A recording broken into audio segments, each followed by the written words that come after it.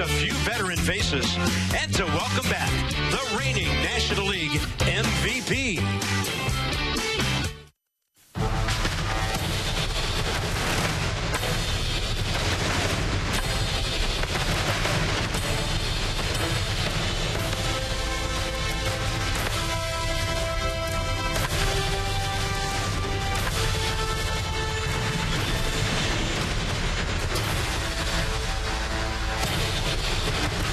We've been waiting for 5 months to say welcome to spring training. We're at Space Coast Stadium in Viera.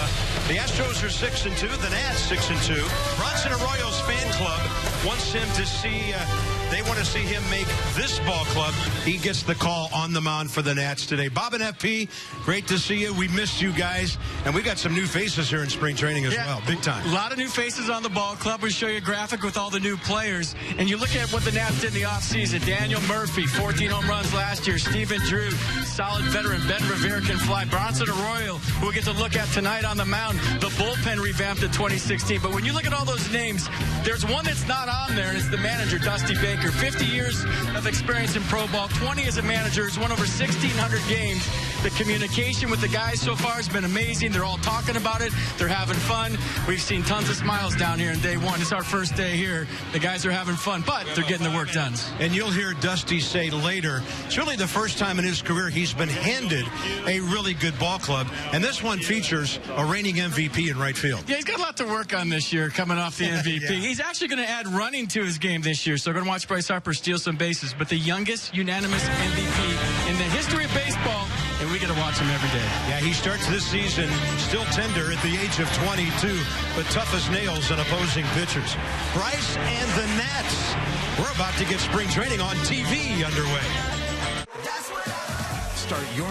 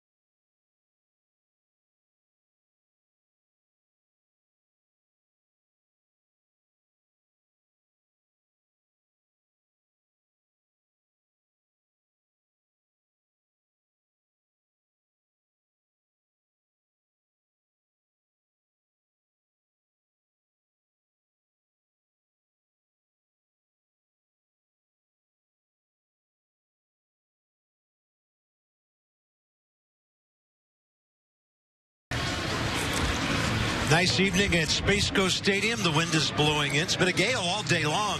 So that right field that usually plays real short here will not be like that tonight. Bronson Arroyo gets the call. Dusty Baker's in the dugout. And our guy, Masson Dan, is on the field. Bob, good to hear from you again. You know, Dusty Baker, his first year as Nationals manager, talking to players and staffers around here in Viera the last couple days about the type of environment that it's been under Dusty so far in spring. You hear the same type of things. It's fun, it's loose, it's a relaxed type of feel. And that's something that Dusty really preaches with any team that he's managed. Now, I asked Jason Worth what it's like playing, or at least being under Dusty these first couple weeks. He said he's the type of manager you really want to play well for. And I asked Jason what he meant by that. He said Dusty was a great player himself, himself, and he's been around. He's managed his share of talented guys. You want to be one of the ones that when he talks about all the great players that he's managed when his career is over, he thinks of you. That's the way that Jason wants to play under Dusty. A lot of talented players under his watch, and a lot on this Nats roster as well, Bob. Yeah, ball club that won 83 games last year, second to the Mets by 7 games in the National League East. Here we go. This is Jake Marisnick. Nats used to see him with Miami. First pitch is right on time at 5:05 Eastern in there. You see the arsenal for Bronson Arroyo. First fastball, 76 miles an hour. He's not going to light up the radar gun. He's a guy that's going to have to rely on this 15 seasons of experience, 39 years old. Played 6 seasons under Dusty Baker in Cincinnati. 369 career starts. Did not appear in a game last season, not even in the minors. Yeah, trying to make a big league roster at the age of 39. Just had a birthday a couple of weeks ago. No balls and 2 strikes against Jake Marisnick, who's 3 for 13 with a home run this spring. Astros as a ball club hitting .252. This is a team that lost 111 games as recently as 3 years ago. Last year, they're a wild card. Only a high-powered Toronto team able to knock them out of the playoffs. And they're coming off an 86-win season last year. Finished a couple of games behind the Rangers in the West. And this one slapped out to shortstop for Danny Espinosa. There's that gun over to Clint Robinson for the first out. So the lineup for the Astros, their DH, Colin Moran is next. And a familiar face in Marwin Gonzalez. And by the way, the Nats used to see Jake Marisnick for a time with the Marlins. John Kemmer replaced Colby Rasmussen, late scratch in right field. Other familiar names? Well, really not many as we go all the way back down the lineup. But when they take the field, they'll be behind a 19-game winner from last year, Colin McHugh, the pitcher. So here's Colin Moran, the DH, couple of hits this spring with an RBI. And there's that frisbee curveball of Bronson Arroyo. 69 miles an hour. I think the wind's blowing harder than that pitch. You know, right next to us in the Astros radio booth is a former knuckleballer who didn't throw as hard as Bronson Arroyo, but Steve Sparks had a good big league knuckleball. And there's a bouncer for Daniel Murphy over on the right side, 2 down. And he told me that he liked pitching on nights like this because the wind was coming in, which would make the ballpark play big, but sometimes it hits off the grandstand and it's a little bit in your face on the field because you want a little bit of resistance for those off-speed pitches. So there's the flags at half mast coming straight in. And the next hitter, Marwin Gonzalez. Well, Arroyo knows how to pitch. Dusty Baker said as much. He knows how to pitch. He knows how to lead. And I think that's the main reason he's in camp. If you're Bronson Arroyo, you don't want to go to a team that you have no history with. He has history with Dusty Baker. So that's an advantage in and of itself to start with because he's not going to light up a radar gun. He's not going to go into somebody's camp and wow a team that's never really been a part of. And as a hitter, you just don't like facing guys that throw 76. It's BHS, below hitting speed. Well, and some guys would come back to the dugout in about the 8th inning, and they're wearing what some hitters would call the comfortable collar. They couldn't wait to get up there, and then before they know it, they're 0 for 4. Bronson Arroyo, as we mentioned, 145 career wins. Just misses, low and away. The home plate umpire's Gary Cedarstrom, by the way. And then Hunter Wendelstedt, Paul Nart, and Ed Hickox rotating around the bases. Jose Lobaton, it's been a while since we've seen him back there doing his thing with a nice frame. Didn't get the call. 1-2. And that one up and in.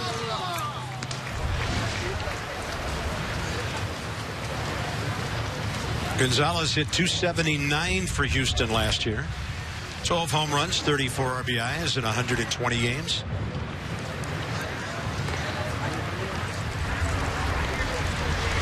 And Arroyo has him way out ahead on an off-speed pitch.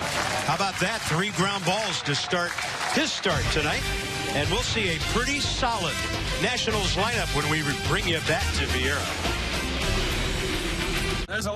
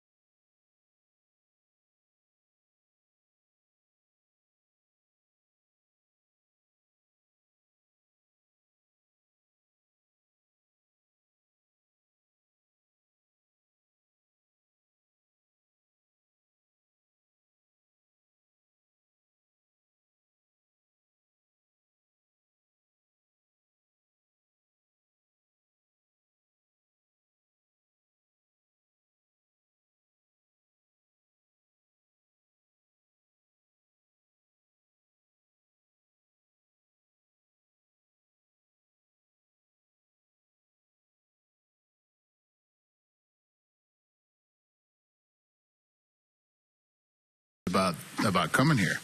And most of the other teams that I had were either on the bottom or near the bottom and had to rebuild them, from the bottom. That I had a burning desire to succeed in my heart that wasn't filled in my life. And you hate to, have voids in your life. I mean, you can live without them, but I'd rather not. And, I've always thought about possibly managing here, in the district. Dusty Baker, number 12, handed the jersey by Mike Rizzo. As if he didn't look good enough. And got a little muscle for the job. We like that. Youngest 66-year-old on the planet. And we go to the bottom of the first. This is Ben Revere for the Nats. Having a good spring, 5 out of 10, a homer, couple of RBIs. Dusty has the guys running. Davey Lopes, of course, a big influence on that. Returning to the Nationals after a 10-year absence as the first base coach. And this guy, 28-year-old Colin McHugh, won 19 games last year. 3.89 ERA in 32 starts. Let's see what the wind does with this. It should blow it out of play, and even though the ball was twisting back, it got close enough that Matt Duffy couldn't make the play. Nationals are hitting .249 this spring. So you got a couple of really great contact guys at the top of the lineup in Revere and Murphy. And after the big guns, Anthony Rendon looking for a big year from him coming back from injury. And the other guys. So all the guns in there except for Ryan Zimmerman in this one today, the Nationals' 9th spring training game. They've scored 48 runs, given up 34, hit 10 homers. And stolen and eye-popping 13 bags without being caught. Yeah, McHugh will fire that fastball, the four-seamer. That little cut to it. Up in the zone, once he gets a couple of strikes on you, try to get you to chase with him, change your eye line. Then he usually goes back to that nasty 12-6 curveball he has. Fastball averages 90 miles an hour. He's got a cutter and a slider. Kind of got caught in the middle of both of those pitches in 2015. But had a 2.73 ERA in 2014. Hard hit ball. It's down the line for Ben Revere. With his speed, you're always thinking 3 until they stop him. And even with a slight bobble in right field by John Kemmer, Ben Revere's in with the 6th base hit of the spring. Might have been a triple. There was a little stumble coming around first base, but Ben Revere, a guy that's got a lot going on in his swing. See the big hits, drops his hands below the belt, kind of jumps at the pitcher with a long stride, but he's got a real knack of putting the barrel on the baseball. Hits 300 at every stop. There's a little stumble coming around first base. You see the ball kick out right there. I was thinking 3, especially when Kemmer stumbled in right field. But Ben Revere, spring training, cruise in for a leadoff double, and there goes the no-hitter. Their hitter, the no-goes. Wait, I got to work on that. Spring training. Hitter, no, there is no more. Yeah, I got it. Here's Daniel Murphy. A couple of RBIs. 1 for 9. His numbers from last year with the Mets before he went crazy in the postseason.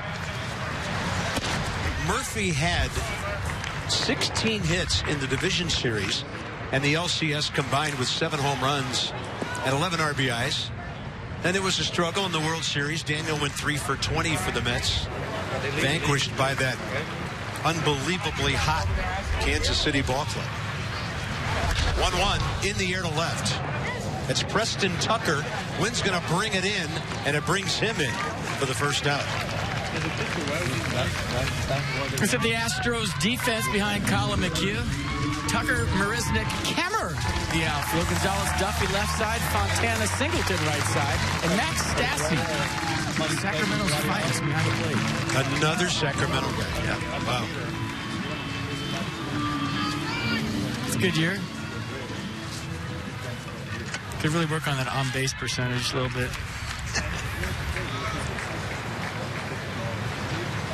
And I'm telling you, if anybody would have been on base for him on a consistent basis, he would have driven in 125 or 130 last year. Injuries to Denard Span. Anthony Rendon probably had a little something to do with that. Oh, yeah. Notable things to think about as the season gets underway.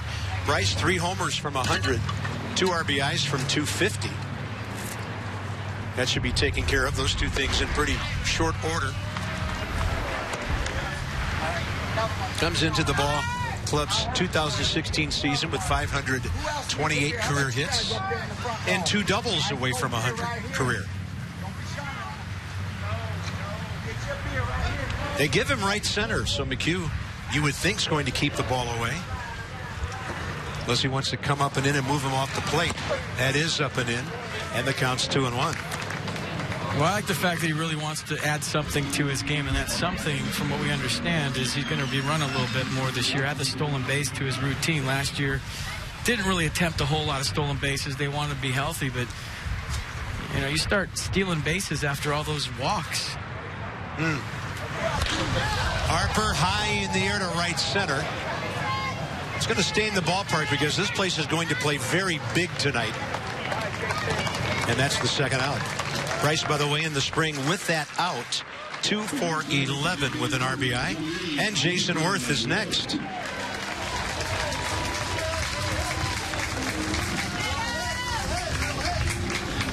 Well, Jason Worth got to do something this offseason that he hasn't had a chance to do in a while, and that's actually work out and get in shape for the season. Kind of uphill last year with that whole shoulder thing. He had that surgery late in the offseason. Played behind the 8 ball all last year, but he's got his hands back up high. The back shoulder's feeling good again, and it's kind of his 2013 stance that he's sporting again. See where his hands are? They were down around his belt last year.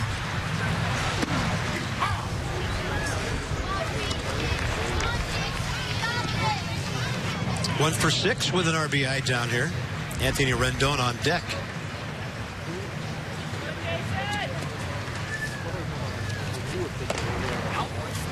A little chip on his shoulder, too, Carp. When you get to the age like Jason Worth is, you got the big contract, you got a ring.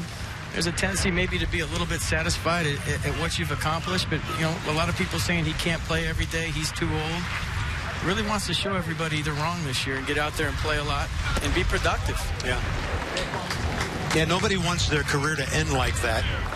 Worth back-to-back World Series appearances with the Phillies 08 and 09. He's still their best all-time leading postseason hitter with 13 home runs. Got jammed a bit on that one.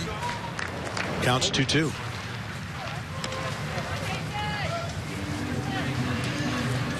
That was only 6 weeks into the season when Jason got hurt. The left wrist contusion.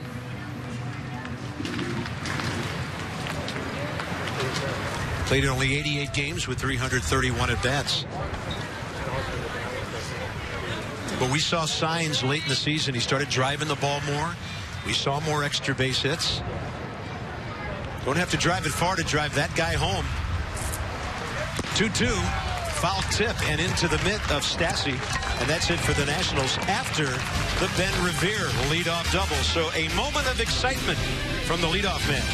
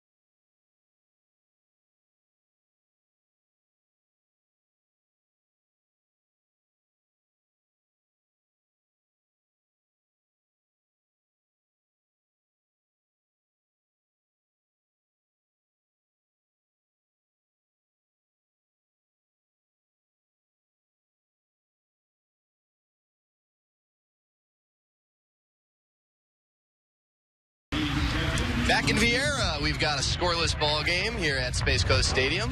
Max Scherzer, nice enough to hop into the camera well and join me for a little time. Max, good to see you. See you too, Dan. We know that you're super focused when you're between the lines. We also have come to know that you're a bit of a goofball when you're not between the lines. You've been pretty accurate so far. Okay. What are your plans this spring? What type of antics you got set for us? We've already had a few antics. With the young guys, they put together a few presentations in the clubhouse that have really enlightened us, and we've had some fun this spring training so far. Who's emerged as a top Max Scherzer target this year? How about just everybody? There's no one's safe. No one's safe. Now, for you, I think you might have set the bar a little high in your first season as Washington National, 2 no-hitters. Did you think about maybe starting with like a 5 ERA and then just kind of getting better from there? No chance. I want to push the bar higher. I want to continue to go out there and have great results and just become a better pitcher. Just be able to do more things on the mound and just continue to have more and more success because I want to win. I want to win as bad as anybody and hopefully go out there and beat the mess this year. Do you give yourself time after a season ends, especially one that you did pitch so well and you had so many lofty accomplishments? Do you give yourself time to let that sink in and to appreciate it, or does the focus immediately turn to 2016? No, there's some time where you get to appreciate some of the accomplishments of what I've done, last year and the past few years. But at the same time, you got to stay hungry because if you start, tasting yourself too much and, loving what you did, you're going to get complacent. And at the same time, I realized you got to be hungry. You got to be wanting to get better and try to find a new way to do things at this level because those guys are really good on the other side. So you got to find new ways to get them out. You're a goal-oriented guy. You kind of set stuff for yourself that you want to accomplish. What do you have for 2016 that's kind of in your mind as something you want to improve on or get better at? Well, I'm really not goal-oriented, just what you said. I always set myself as become a better pitcher. That's my only goal. Go out there and become better every single day and find a way to do what you're doing just a little bit better. And so as long as I have that mindset, everything else takes care of itself. Do you have anything? I know you don't love giving away your point or your specific things that you're tinkering with, but what do you have? I know last year you threw a lot of first pitch strikes and you didn't have a lot of walks. That was something that you kind of prided yourself on. Is there something this year? Really just continuing that and just continue to evolve as a pitcher. Just understanding different situations when I can throw each pitch and then, just try to see what the league does against me this year. Because now they've all seen me and what I can do, and now it's even a bigger challenge to try to replicate what I did last year. Dusty Baker obviously new to this team, but Mike Maddox new as well. Kind of pull back the curtain a little bit for us. What are some behind-the-scenes things that you've noticed about Mike and getting to know him? So far, he knows the game. I mean, he's got the pedigree and he just understands pitching. And so it's good to have a new pitching coach and just have new ideas and just have somebody that can have a different take on the same stuff you do, so it can critique you in a different way. So we've only got to know each other a little bit so far. But once we get going into the season, that's when we really get to start figuring out what it takes, what makes each other tick. I'm shocked we made it through this interview without any meows, without any sunflower seeds getting pegged at us from the boys down front, but thank you, Max. All right. I'm disappointed in myself as well, but yes. Yeah. I spoke too soon because we're getting showered right now by sunflower seeds. They don't understand that I can handle anything. I mean, this is just a little kiddie play. It's going to come back. It's going to come back tenfold when they're in here, I'm sure. Thank you, Max. All right, thanks. Bob, back to you. Yeah, Dan didn't want to get pelted or anything there at the end. 14-12, 2.79 ERA for Max Scherzer last year. Meanwhile, you're seeing some befuddling of hitters by the veteran 39-year-old Bronson Arroyo. So in that inning, a little pop-up to the second baseman, couple of strikeouts, one swinging to Matt Duffy, one taking to Preston Tucker.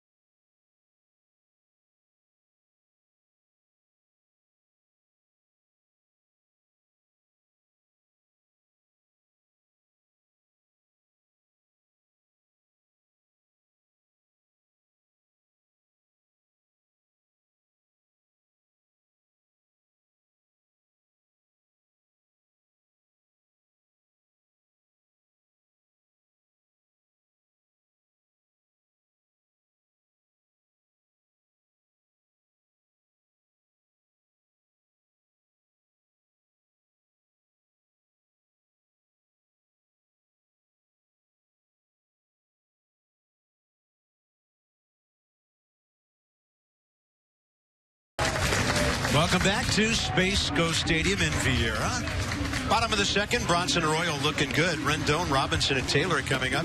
So's the Masson Fan Choice bobblehead. All active roster players who have never been featured as an Nats bobblehead or figurine before are now eligible. Get your vote in. You only have until tomorrow, March 11th at 10 a.m. to get your vote in. You can vote up to 10 times. We'll announce the winner during a Masson telecast in April.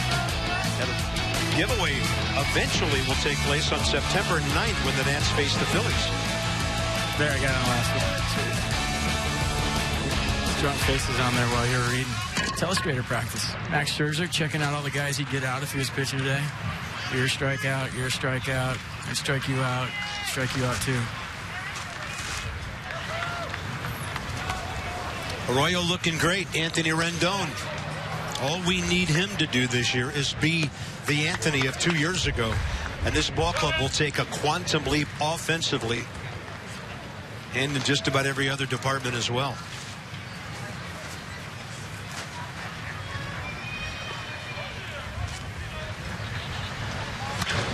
A little late for that one. Rips it out of the ballpark into that breeze on the right side. Oh, he had that knee that he hurt down here last year when he dove for that ground ball at third base. Then once you get that going on, your lower half isn't there. You need your base as a hitter. Then he pulled his quad because of the knee on his rehab. Then he had the oblique thing going on. He was just a mess all last year. So if Anthony Rendon can stay healthy, you can see balls off the barrel just like that. And he comes in hitting 429. So far, so good. Anthony Rendon can hit. It's just a matter of staying healthy. One of the better hitters in the National League when he's all systems go. Yeah, did a great job of waiting for that breaking ball and a good pick on the short hop by Matt Duffy. Well, the story of last year's spring training, at least one of the major ones you're looking at.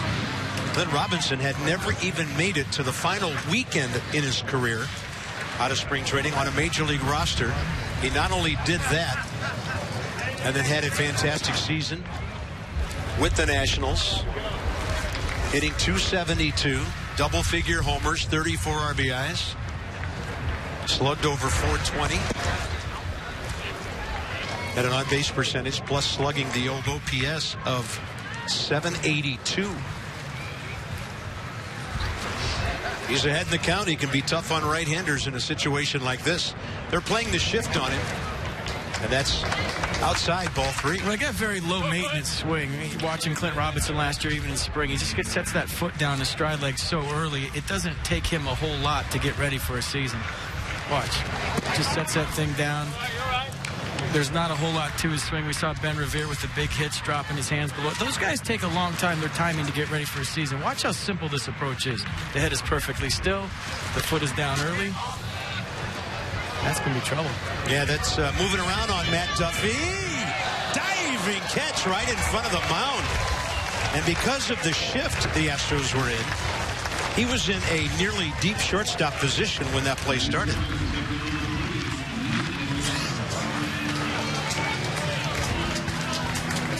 If a ball goes in the air today, it's going to be an instant shift for whoever's fielding it. Whether you're in the outfield, whether you're in the infield, watch how far you have to come to get this ball. Matt Duffy with a nice play there at the end, the dive-in play. The other Matt Duffy, in case you're wondering, not the San Francisco Giant. Fans at home probably wondering if Matt Duffy got traded to the Astros. No, this is a guy who had 8 at-bats last year. I think the other kid had a big year. That's a foul ball up over the top of the roof to the right of us here off the bat of Michael A. Taylor. 5 hits, a homer, 2 RBIs, and 2 stolen bases. There is no ceiling on what Michael may be able to do to step up his game running with Davey Lopes now back with this organization. Well, the maturation of a base stealer is learning when to go situations. Talked to Davey today before the ball game. And a top spin chopper out to Marwin Gonzalez at short. Don't start a story with 2 outs. Let's go. Shake yourself. Spring training. Broadcasting 101, FP Santangelo. It's okay. We can finish it when we come back in spring. There's a lot to see at Nissan.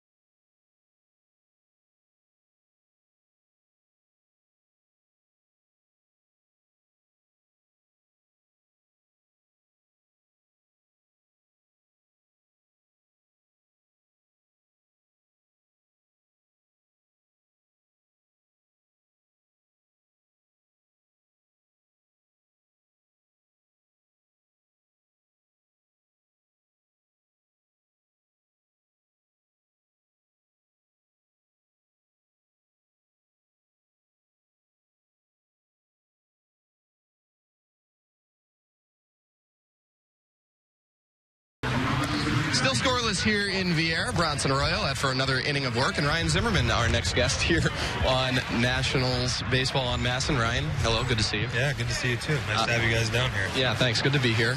Max joked on his way out of the camera well that he was shocked that the guys in front of us didn't do anything. He was disappointed in them, so we might have to watch out during this couple minutes. I'm hoping maybe that trend has run its course. You won't see any more sunflower seeds or anything like that. Yeah, good luck with that. So your wife, Heather, is pregnant with another baby, another girl. Are you guys planning on mixing in a boy anytime soon or what?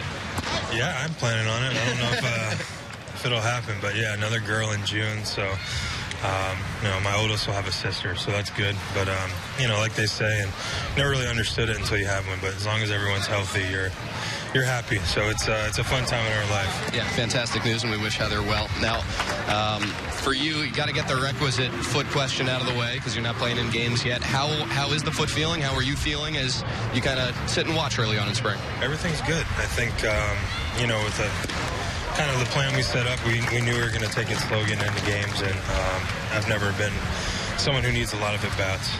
That's putting it lightly. Yeah. So this is nice for me to be able to ease into it, make sure I'm in shape. Everything besides running since day one, I've been full go and done everything. So there's really no worry. It's just kind of taking it slow. Now, you had the nagging plantar fasciitis last year, and then you had the oblique. But in between those two stretches, you hit the cover off the ball. Are you able to pull something out of that stretch, or is it more just frustration that you weren't able to stay healthy over the course of the season? No, it's definitely nice to have success and carry that confidence over to this year. And I think I told you guys when I came back from the plantar fasciitis and before the oblique, like you said, that was the best I've been playing since probably 08 or 09. So to be able to feel healthy now this spring and sort of carry that mental feeling that I had at the plate over to this year, I'm really excited about it. What was the focus this offseason as you tried to, get into, not that you weren't in any way in the type of shape that you needed to be, not trying to imply that, but what was the focus as far as the physical aspect to make sure that you could hopefully stay on the field this year? Well, I think, it's just staying on the field is the focus now. I'm not 25 anymore. I wouldn't say I'm old, but I got a lot of miles on me. So just the emphasis of not lifting as much weights. The strength isn't the biggest part of what I need anymore. It's just like you said, doing anything I can to stay on the field. So a little bit more flexibility, a little bit more training of those little muscles that you don't really train until now. When you've been injured, you have to kind of switch up what you've been doing. So I'm learning a lot of new things, but so far so good. I feel great, and I'm excited for this year. We've got a question request coming in from the booth, and it's actually about me. FP wants to know what you think of the beard. The beard. It's okay. It's going to be hot in July. Yeah, that's what I've been told. The beards everyone has beards now. So beard is like the cool thing, but it looks good. I'm hopping on late. You get beards and it makes you look like you have a double chin, or it's not good, but you wear it well, so it's okay. Thanks, appreciate that. When are we getting some facial hair on you? I always say I'm going to do it, and then like a week or two in, and I'm itchy, and I just quit. So I don't have the patience to get to past the 2-week uncomfortable phase. Yeah, Danny Espinosa gets that in about 3 hours. So Danny shaves daily. Ryan, thanks for taking time. Looking forward to seeing you out there again this year. No problem. Thanks for having me. Guys, back to you. Yeah, Ryan Zimmerman, for the record, 31 years of age coming into the season. His production was amazing last year. 95 games, 73 RBIs. It's just such a shame he got hurt a couple of times because he was indeed swinging the bat as well as he had since the years when he won 2 straight Silver Sluggers. He made the All-Star team in 09, won the Gold Glove and the Silver Slugger. And we just thought the sky was the limit for Ryan, but he's been beat up at least once or twice every year since. He's seen it all here, hasn't he? Yes. And the lasting impression, I know I've said this before, but my lasting impression from the first championship season in 2012 was Ryan's pure ecstasy in the dugout the nights the Nats clinched, because he had been through the really, really lean times. All right, Bronson Arroyo's got everybody topping the ball, fouling it off. This time a ground ball to Rendon. That's Max Stassi, the catcher. He hung in there for a pretty good at-bat following off a handful of pitches, and now it's down to the second baseman, Nolan Fontana. And there's Sean Burnett right next to Ryan. Speaking of 2012, Sean Burnett back in the Nats uni. Looks good in that uni. Glad to have him back. Said he feels good. 89, 90 miles an hour. Couple reconstructive surgeries to the left arm, but we are glad to see him back in a Nats uniform. He was a good Nat first time around. Great competitor. Gave it everything in 2012 to win a championship. Stapling his arm together, duct tape, baling wire, whatever it took to get to the finish line. Basically gave his left arm so the Nats could win the championship, the NL East in 2012. We will be talking to Sean. Bottom of the fourth inning. Here's Nolan Fontana, second baseman, 1 hit, 1 RBI this spring. Bronson Arroyo showing command on a night when the wind's swirling around out there. The stage of his career, as you often say, things have slowed down for him and still knows how to get people out, evidently. And this is going to be a very interesting story to follow throughout this spring. And he goes with the heater, and that thing looked a lot faster than 82 after the hook. Well, you know, you talk to some pitchers who used to pitch at Candlestick Park back in the day, and the off speed, they didn't like the wind at their back because it kind of pushed the curveball toward home plate and didn't allow it to break.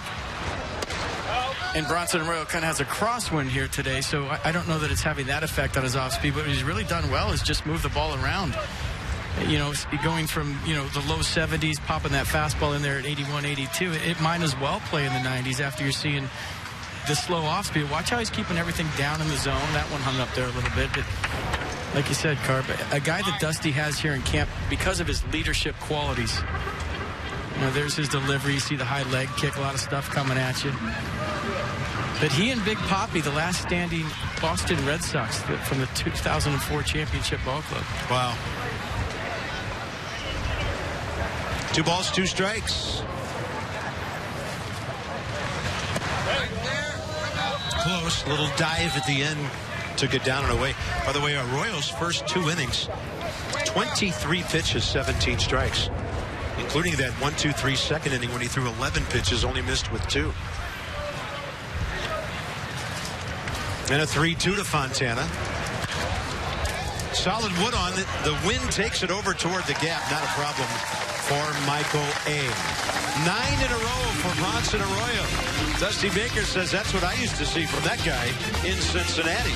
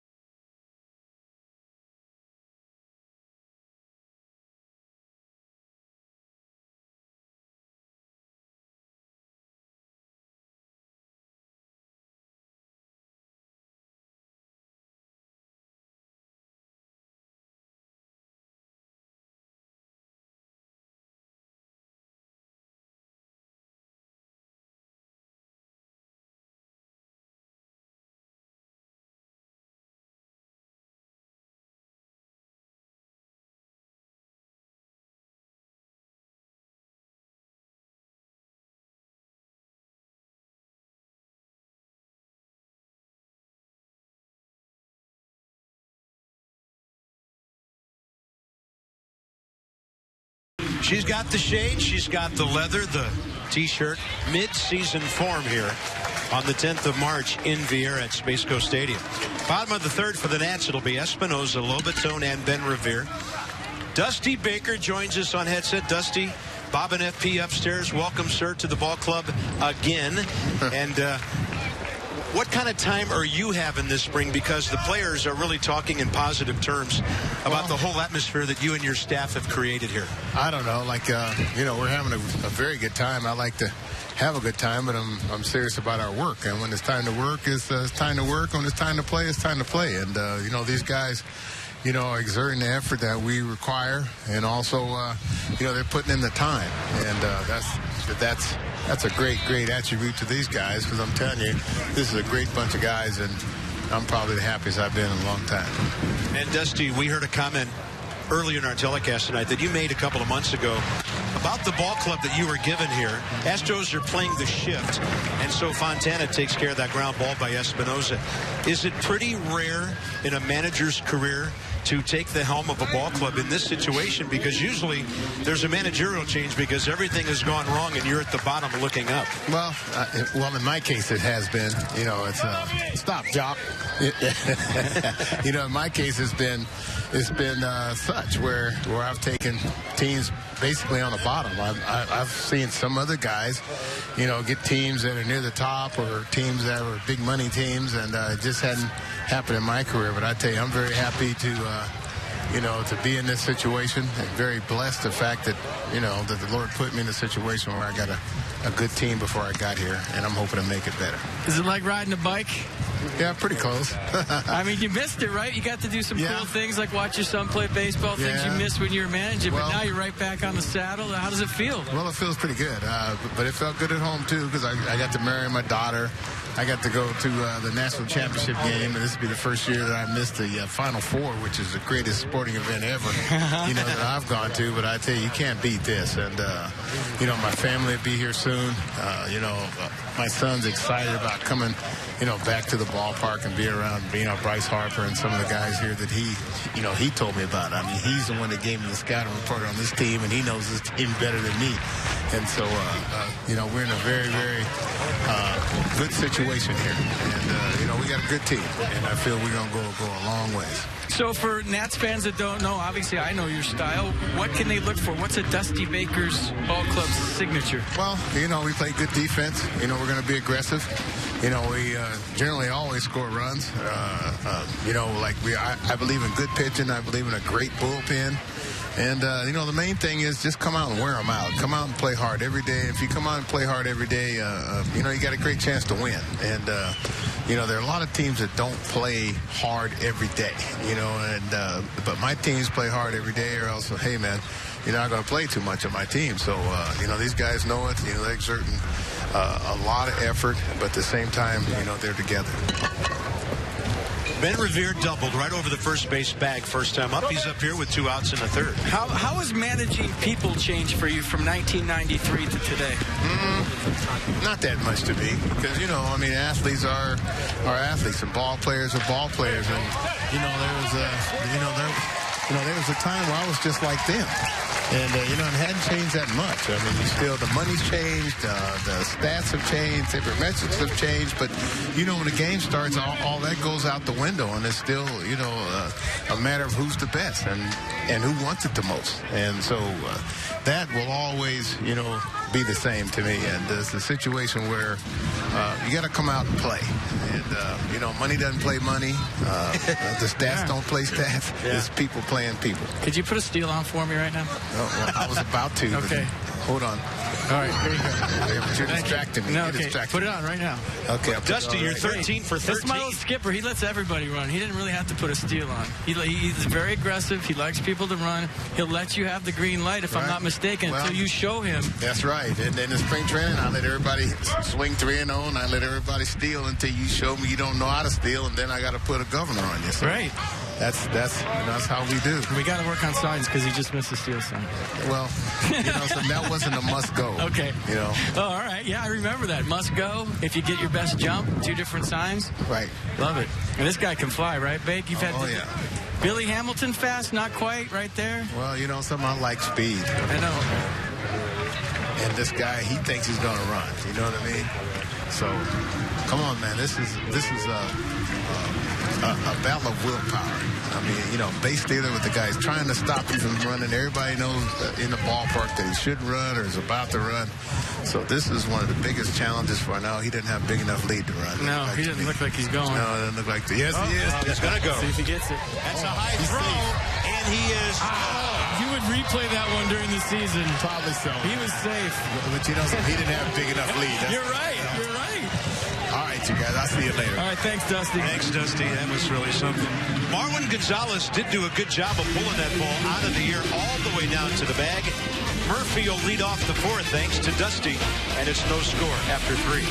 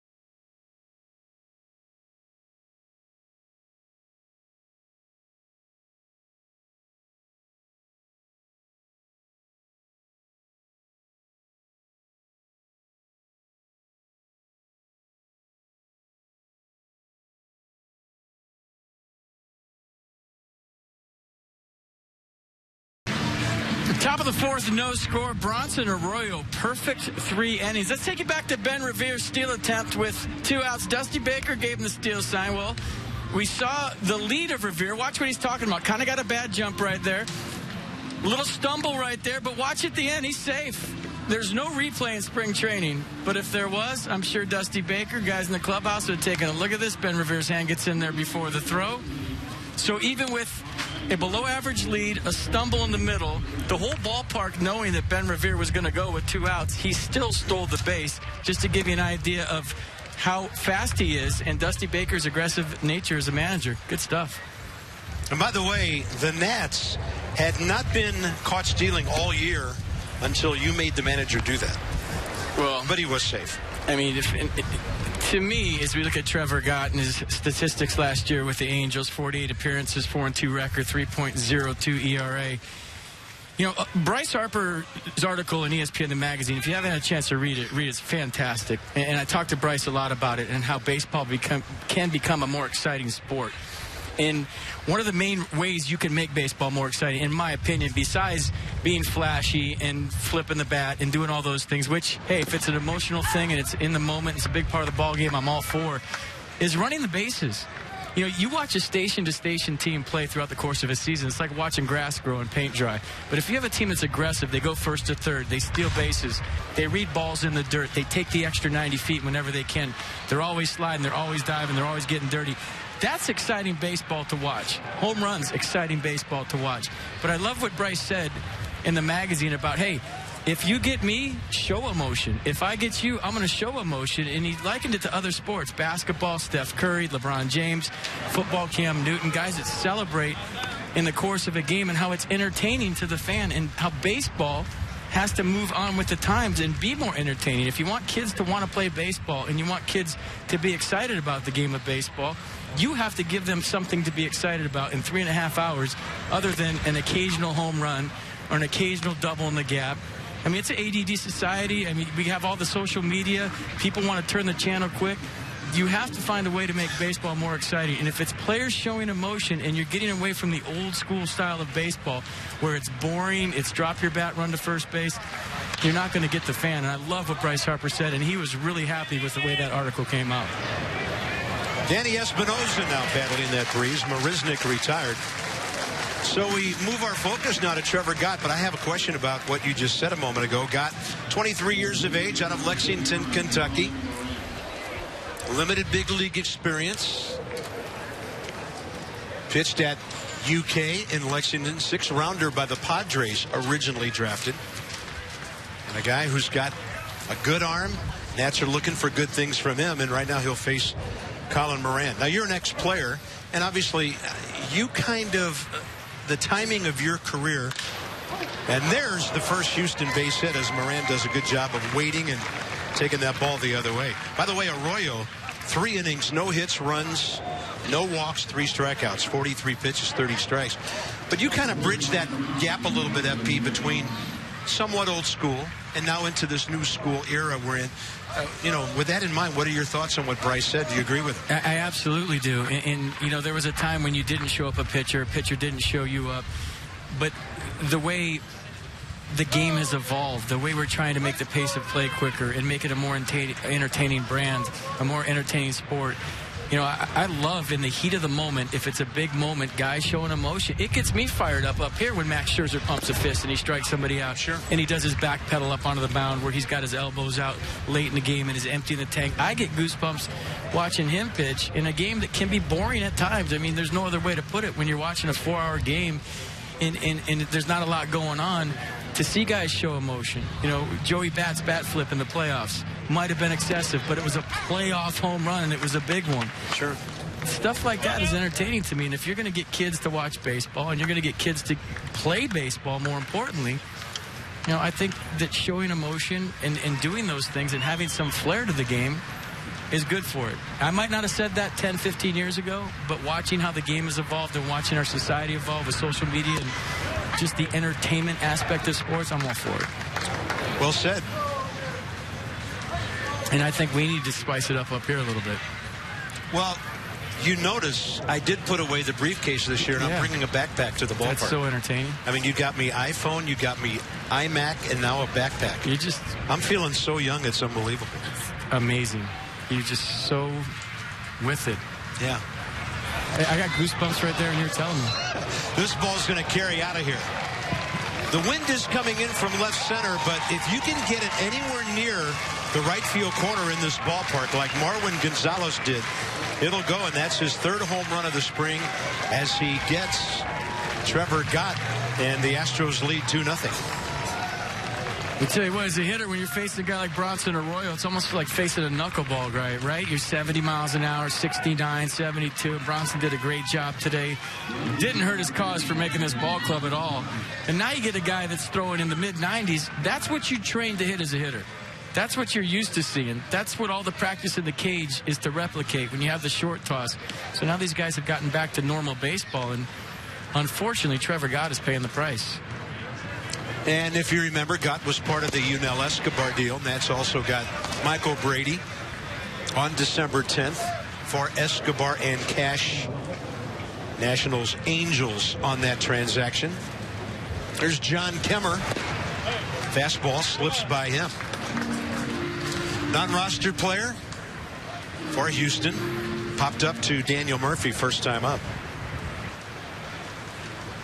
You need to, like, hip up the language, the lingo a little bit more, I feel like. Well, I'm telling you, that look that Coco is sporting, what is it? That is so sick. There you go. That's a start. You know, it's a sick play. There you go. I mean, by the way, you crushed that interview with Dusty. That's another one, right? Crush. Better stop. Just stop. Just work on it first, okay? And then bring it on the air. A little batting practice in the cage. But that's a good try. I like it. Nice try. I've been told that so many times. Mm-hmm. Good try last year.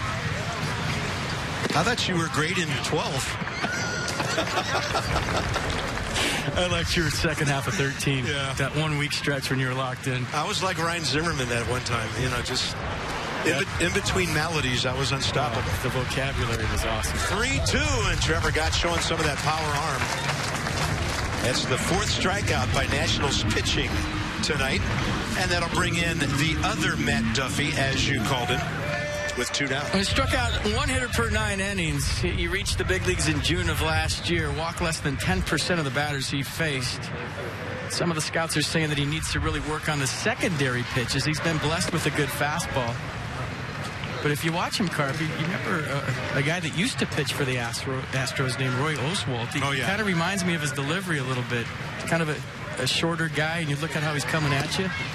That's a pretty good curveball. Yeah, I like that analogy. He kind of starts out slowly and then explodes at the hitter, and that's exactly what Roy did all those years. And he's 6 foot 190, very similar in stature to Oswalt.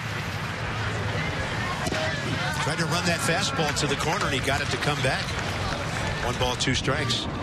Been involved in a couple of big deals. Obviously, Escobar to come here. But he went from San Diego to the Angels in a multiplayer deal involving Houston Street a few years ago.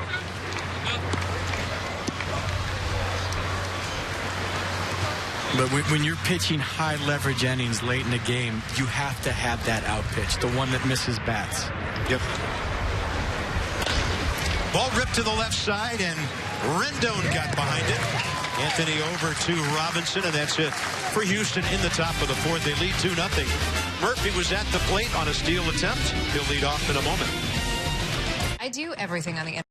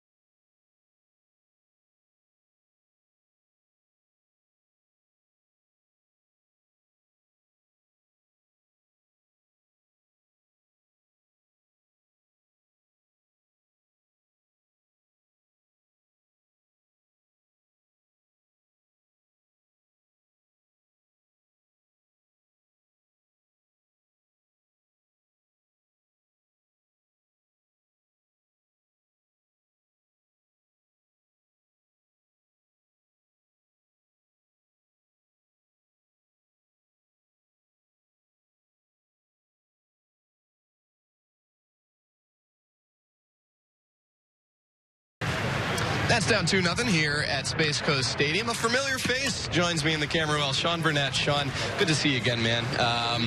Nationals fans know you well. They love you from your time in D.C. Does it kind of feel like coming home again, wearing this hat and this pullover?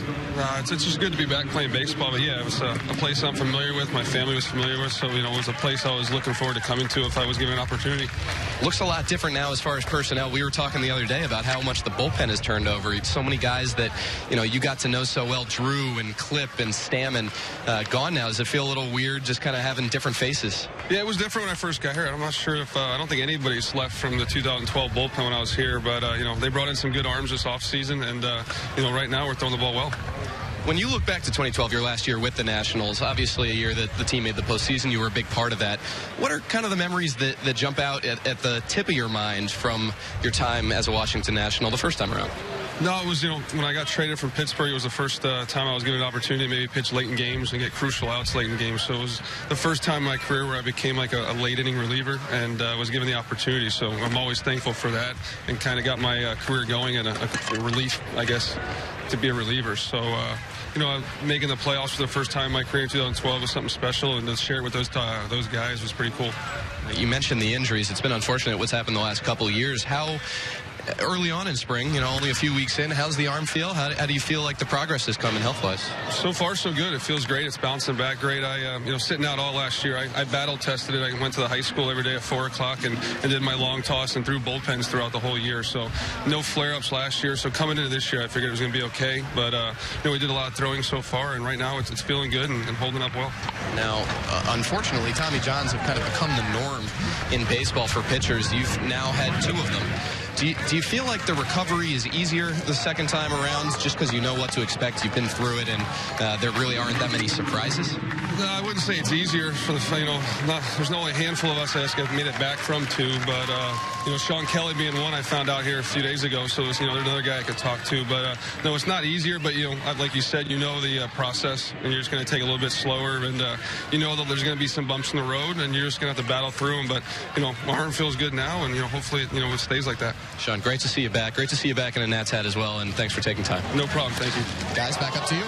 Yeah, and right back to the box on a base hit by Bryce Harper. Little surprise Matt Duffy tried to throw that. I mean, that got Jandel Gustave, and the Astros staff will go out and have a look at their hard-throwing 23-year-old right-hander. Where to get him in the left wrist? Is that what he's looking at right now? I thought I got him in the lower half. Let's all take a look at it together. Bullet off the bat of Bryce Harper. Yeah, that got him right square in the wrist. Little ricochet piece. Glancing blow. Let's hope he's okay, because that ball was scorched.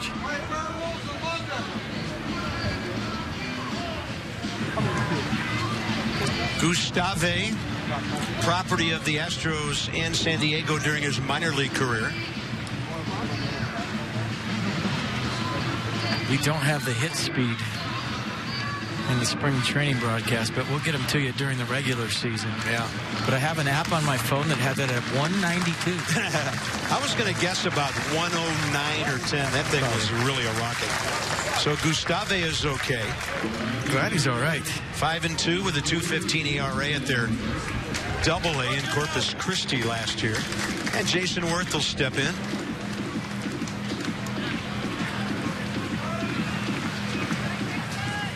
See if Bryce Harper works on his running game here. Pretty good lead. And that's interesting. My ears perked up when you were talking earlier, FP, about Bryce running more, because there are some in baseball these days who are concerned about players running and getting beaten up, stealing 25 or 30 bases a year, and the toll that might take. So does that come into play, or is Bryce so aggressive he's just going to go ahead and take advantage of the other ball club however he can, whenever he can? Well, number one, you want a healthy Bryce. Yeah. But I think 20 stolen bases is what, 3 a month, 3+ a month? So that's not asking a whole lot from your body, I don't think. And if they're in key situations where you're just going to walk Bryce Harper because he represents the tie and run, it's late in the game, and he's on second base, and now Ryan Zimmerman or Jason Worth has a chance to win the game. Sure. And we saw that a lot last year. Teams not wanting to give up the solo walk-off home run, a 4-pitch walk to Bryce, bounce a curve, bounce a slider, bounce a change. He's on first.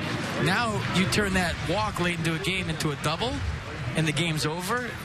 That's something that I think he could add to his arsenal for sure. Yeah, I like it. Game situations might dictate when that happens. That ball's a mile high out to left. Here comes Preston Tucker, and it ends up being caught by the shortstop, Marwin Gonzalez. I mean, on a regular night, that's a fly ball that probably goes fairly deep to left field.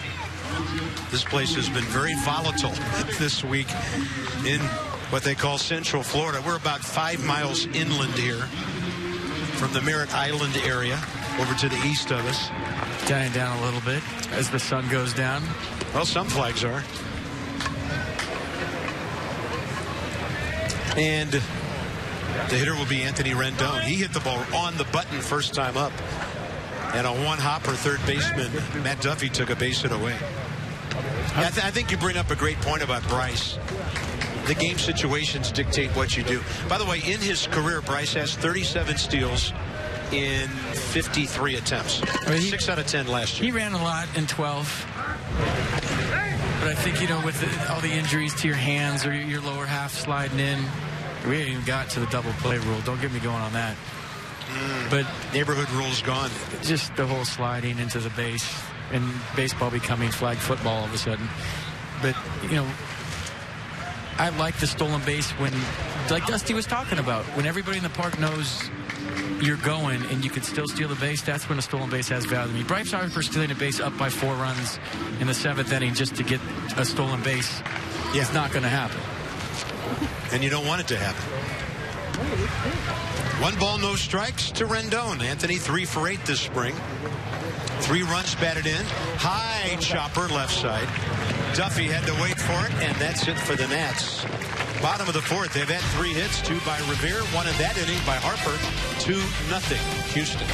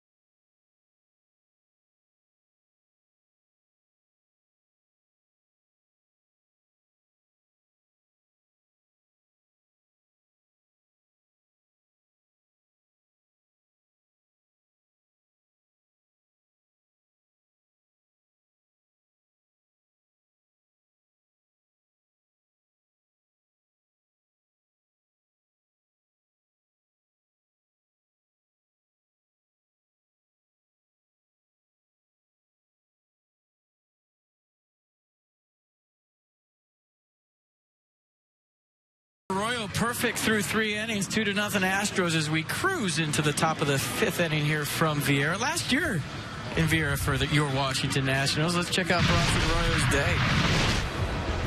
Good command, was down the zone, had a good tempo. Probably the most important thing was getting the ball, throwing it, keeping his defense involved. And when you're a sinker ball guy trying to keep the ball down the zone like he did today, he did just that. Watch the late movement on all the pitches. Same arm slot, same delivery.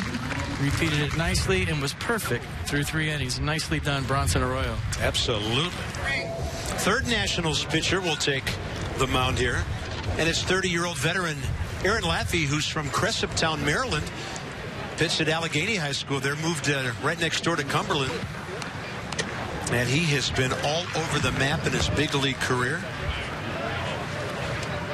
Getting a shot with the Nats, who signed him as a free agent December 19th. He was actually signed by the Nats. Went to spring training back in 14. Didn't make the ball club. Had some time as a free agent with the Rockies organization. But, gosh, Cleveland, Seattle, Royals, Yankees, Blue Jays, Dodgers, Brewers, Orioles, and Rockies. There are lots of fastballs, so cut the fastball, slider, curveball change to go with it. Fastball averaging 86 miles an hour.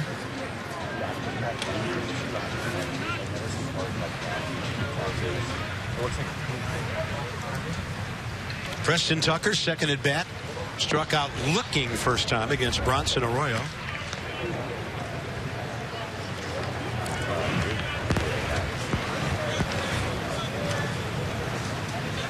Here in the top of the 5th. Had him reaching for a pretty good looking curveball.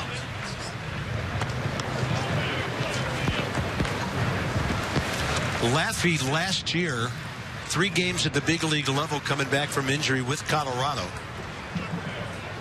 Logged 7 innings, got a win. Most appearances in the big leagues, 47 games. Back in 2011 with Seattle and the Yankees. It's a fastball, the tail's inside, right under the hands of the left-handed batter. How's our family doing out there? Every year we look at the bird nest on top of the light stand in right center field. I feel like there should be grandkids out there. We've been coming here for so long. Grandbirds. With his osprey? Is that what they're Yeah. And looks like they picked up a little trash on the way this year. Maybe some tarp action for rainstorms? I don't know. Clean it up on the nest. Let's go. Yeah. There's a dumpster diving nest out there. 2 balls and 2 strikes. Look at that thing. That is not Spanish moss hanging down from that nest. Yeah, that's a little scruffy. Looks like Jason Worth's beard. That's one of the things we will miss about Vieira.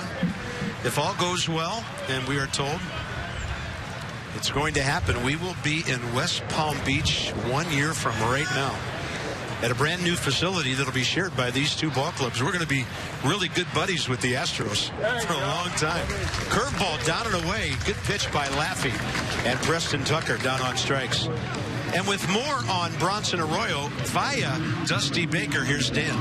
Bob, you know, Bronson Arroyo has said coming back from Tommy John surgery and the fact that he doesn't throw too hard, it might be tough for guys to evaluate him in spring training. But he signed with the Nats in part because he played under Dusty in Cincinnati and knows that Dusty doesn't need to see a lot of velocity. Dusty said earlier today, I'm just looking for him to be the same old Bronson. And importantly, seeing how he responds physically after his starts this spring. Yeah, Bronson Arroyo had a goal when he was a minor league with the Pirates to earn $20 million in his career. He's earned over $95 million, so he's had a wonderful career. He said as much as, you know, whatever happens as his camp happens. He's playing with house money. Yeah. You know, if he makes a team, great. If he doesn't, he's had a wonderful career, and nobody knows him better than Dusty Baker. Well, maybe we can delay that full-time music career for another year or so if he pitches well enough, because I know he loves to jam with his band, and they've made a lot of appearances around the country over the years. John Singleton, the hitter. Lefty-lefty matchup, and the shift is on. And that's up and in to Singleton, who's 2 for 17 this spring. Chris Spire alongside the Nats' new bench coach, and I think, a very good major league infielder, shortstop, in his time with the Giants. Could Pickett, he had some pop. 2-1 pitch. Little tapper right side. It'll stay fair for Clint Robinson. A step to the bag. 2 outs here in the 5th. Max Stassi, the catcher, next.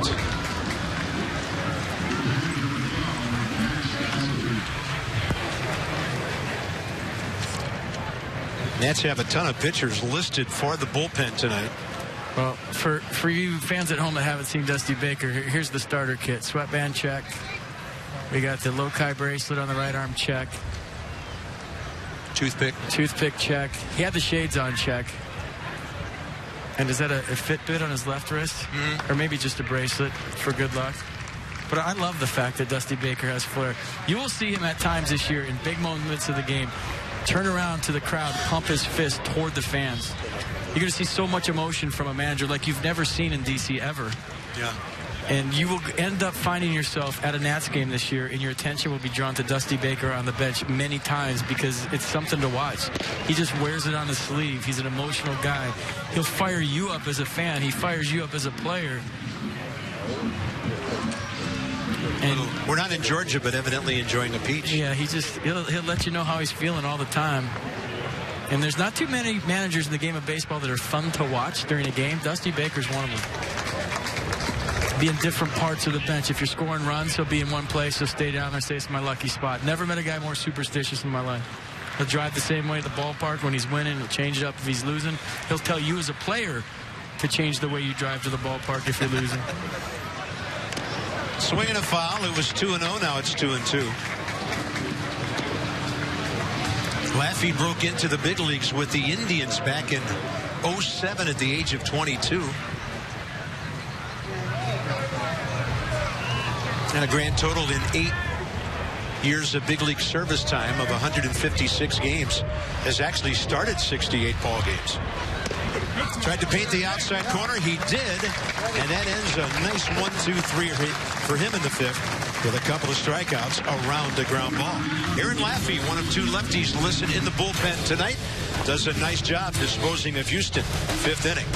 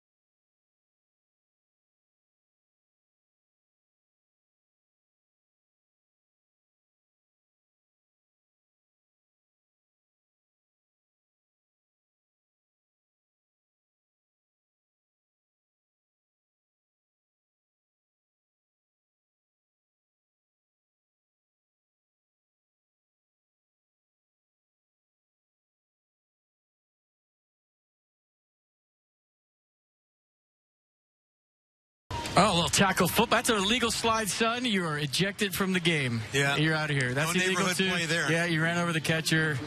You're out of here. You're fined. That's no good. All right, how about some promo practice for the broadcasters? Celebrate opening weekend at Nats Park with games on Saturday, April 9th. How about that look right there?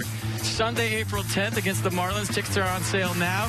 Early season promotions include a Racing President Teddy plush window cling. I have no idea what that is on April 26th. Bryce Harper MVP bobblehead on May 11th. There'll be long lines for that one. Max Scherzer no-hitter bobblehead set because he had 2, with games against the New York Mets on May 23rd. Rockies August 26th. Get your tickets today for the game against the Rockies on August 26th. You know, that's probably what Max looks like when you're standing 60 feet away. It's scary. Joe Musgrove, 23-year-old right-hander from El Cajon, California. Drafted originally by the Blue Jays back in 2011. And he pitched for Houston at the Double-A level at Corpus Christi with a 4-0 record last year. Clint Robinson takes a healthy hack and fouls it bottom of the 5th underway.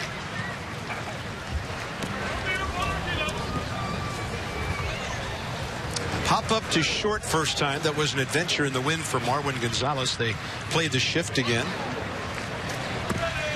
Easy take there.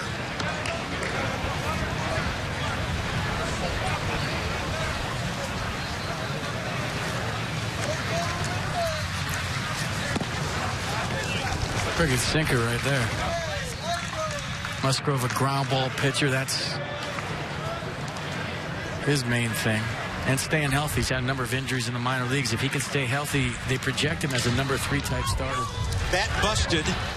Good communication there. As Singleton made a move for the ball, and then evidently Fontana said, go to the bag, I'm here, knowing where his second baseman was. So from the outfield grass, 4-3 on the shift. Well, that's something you work on in spring training. Communication as a second baseman with your first baseman. Talk about PFP, pitchers fielding practice. Watch Musgrove get over. But the communication, I got it by the second baseman allows the first baseman to get over and cover the bag. So for you younger players, it's not always on fly balls that you say, I got it. You say it on ground balls too, especially when it's between the shortstop and the second baseman up the middle. Shortstop usually has priority going toward the bag at first. I got it. Second baseman peels off. Same thing between those two right there. So for you younger coaches out there, you can teach your players on ground balls as well as fly balls to say, I got it, to communicate. And for those of you that know that, I'm sorry for the last 30 seconds. Basic things. And they had Taylor on a right-handed shift. And Michael A. lines out to Fontana, the second baseman. You don't see many shifts on right-handed batters, but I've noticed in the last year or two, we're seeing a few start popping up here and there. We should talk about when there's not shifts now. I feel like it's news. Michael Taylor's swing, very short and compact. Watch him in batting practice today, right down to the baseball. Kind of a abbreviated swing from what he featured last year, but if you remember when he was locked in, when he was going good, it was a short stride and a short swing. At times, he'd get a little bit long trying to run into that home run every now and then. But if he can keep that swing right there on a consistent basis, he's going to get a lot of playing time. Everybody thinks because the Nats signed Ben Revere that Michael Taylor's going to be a bench guy this year. I think they're both going to play a lot. Yeah. I don't know how Dusty's going to work it out. He usually does. But they will play. And for you Nats fans that are not used to seeing bench guys play, Dusty Baker will play his bench. He feels like they're all major leaguers. Even the first 2 games of a series, he will throw his whole bench out there in the 3rd game. And his reasoning is, hey, we're all big leaguers, and we're not any worse today with maybe some tired guys that have been playing a lot than putting some fresh guys in that haven't been playing a lot. So you see bench guys a whole lot more than you used to see them. Well, you like that swing by Taylor because he struck out 158 times last year. And if Michael can just make contact more, he's just going to be some kind of offensive threat. He will. Because of the power, the speed, and everything else he can do. Rick Hsu and Bob Henley still with the staff at hitting coach and third base coach respectively. Texted Shuey this offseason, said, you're a zombie hitting coach. They can't kill you. They have to head shoot you. Everybody else got fired. That's a little harsh. And you didn't. No, I'm just saying. Yeah. Can't kill him. Espinosa goes after the high heat at 94 and can't get there. Nationals go in order, bottom of the 5th inning. On the Marwin Gonzalez homer in the 4th. Houston leads 2-0.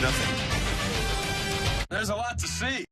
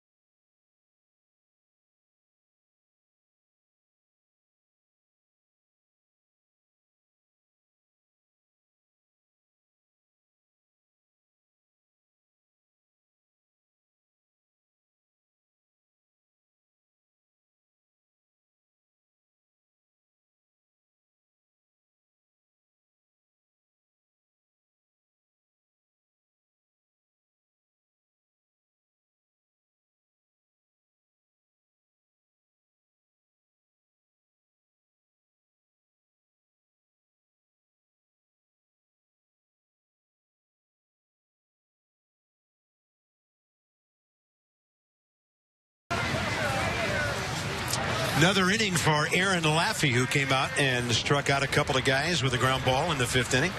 Wholesale changes by the Nats. There's Trey Turner at short. He's put on 15 pounds since last year. The day he reported, we thought we had a new bat boy. And then he showed us that he belonged on a big league field. That guy can absolutely fly. So we'll show you the other changes as we get them here. Jose Lobaton is still behind the plate handling Laffey. So here we go. Oh, that's good for my scorecard. I need this. Chris Heisey, Reed Johnson, Matt Dendecker, the outfield. Matt Skoll next to Trey Turner. Chris Bostic next to Stephen Drew, who's over at first base. Got the first baseman's mitt on. They didn't leave that up long enough. You can look over here. Seriously.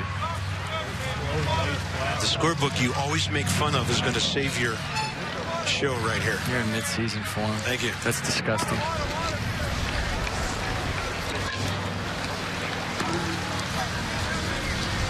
This is Nolan Fontana, batting 9th, the second baseman, his second AB. He was the last man to face Bronson Arroyo when he lined out to Taylor in center. First time up. But there are some intriguing guys out in that outfield, veteran guys like Chris Heisey, who's versatile. Reed Johnson is back healthy now. Off the glove of Bostic, but that'll be a base hit anyway. Hey, you ain't even that fast. So a leadoff man on for the Astros for the first time. There's Reed Johnson. Tough season for him last year. And Dendecker, boy, did he really come on in September. Upper decker, Dendecker. Yeah, poor Reed Johnson. He had that foot tendon after 17 games, and he broke his rib while on rehab. Well, Matt Dendecker, remember he went to that leg kick. Jake Marisnick's kind of been working on the same thing, trying to add some pop to his game. Off the glove of Lobaton and down to second base goes Nolan Fontana. And what that leg kick does, it just adds a little more torque to your swing, gives you a little bit more leverage. If you can get the timing right on it, guys like Joey Batista perfected it where they can repeat it, be consistent with it. It's usually a hot and cold thing. Look at the advance on the ball in the dirt. Thrilling. Runner at second, nobody out. Marisnick 0 for 2. Ground ball and a pop up to short. See, that's the thing that Bryce is talking about. If you advance on a ball in the dirt, maybe like moonwalk into second base to make it a little more entertaining as you get close to the bag. Yeah, then somebody will buzz your tower. I would like to see that. Marisnick, 236 for Houston last year, 9 homers, 36 RBIs, 133 ball games part-time, almost had 400 at-bats. Up and away. By the way, notable Astros who are not here. Jose Altuve, of course. Carlos Correa, their amazing young shortstop. Carlos Gomez, the former Brewer. George Springer, a young slugger still. And Evan Gattis, who is an outfielder with Houston. not a catcher like he was in Atlanta, though he did play other positions. Hey, there's a play at third. I thought Trey Turner might go there, but he guns it across to Stephen Drew. He had a shot at third base for that first down, but of course it's a tag play, and your third baseman is retreating. Well, what you want to see with the young shortstop that maybe you haven't seen a lot of is how do they respond going to the hole? What kind of arm do they have going to the right? And Trey Turner answers all questions right there, going deep into the outfield, planting and throwing across his body, plenty on it to get Jake Marisnick. Nice play, Trey Turner. Now the infield will come in and try to cut down the run, already down by 2. There's Colin Moran, who got the opposite field single back in the 4th inning, just ahead of the Marwin Gonzalez home run. Laffey's breaking ball outside. Are you talking about Carlos Correa? If that kid just plays baseball this year and doesn't try to prove that last year wasn't a fluke or try to do way better than last year and just goes out and plays baseball, got a good chance of being the MVP of the American League. Sure. 99 games last year, 22 homers, 68 RBIs. He hit just a tick under 280. And people talk about the sophomore slump or the sophomore jinx. What happens is you have a good year, your rookie year, and you try to come back and prove that you're even better than that, or I'm, in such better shape that I'm going to really improve on that instead of just playing baseball. Do what you do best and letting the numbers take care of themselves. Look at A.J. Hinch over there. Did a great job with the Astros last year.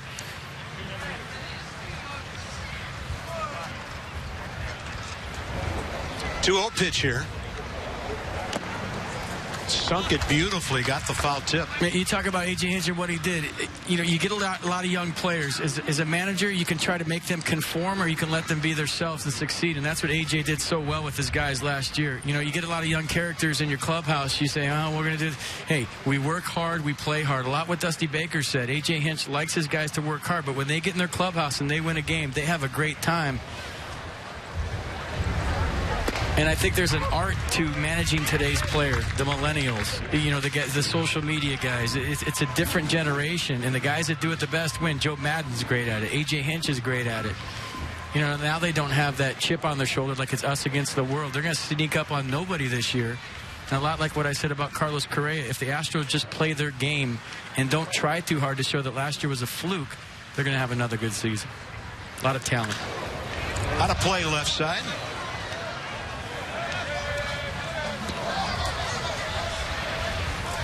Aaron Laffey battling back from a 2-0 count to get it back even, then a foul ball in his second inning of work. By the way, you caught Dan's interview earlier with Sean Burnett. Sean not on the bullpen list for this evening. Nick Lee, the other left-hander that is. Breaking ball, and unluckily for the Nats, he got the grounder, but it gets through. So Moran 2 for 3, and Houston leads 3-0.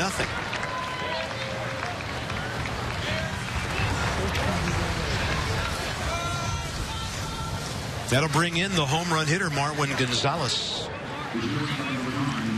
I was talking to Bill Brown and Steve Sparks, who are over here broadcasting for the Astros tonight. They're over in Kissimmee. Right now, they're the closest team to the Nationals from a travel standpoint here. When the Nats and the Astros go to West Palm next year, the Atlanta Braves will be sort of the Lone Rangers up there at Disney, although the Tigers aren't that far away in Lakeland. But there's a lot of talk that Atlanta's not long for Lake Buena Vista over there either. That they're heard a rumor about Sarasota possibly not sharing a complex with the Orioles, but maybe getting one of their own over there. So there are still changes happening among the 15 teams that remain in Florida, and there, of course, are 15 in Arizona.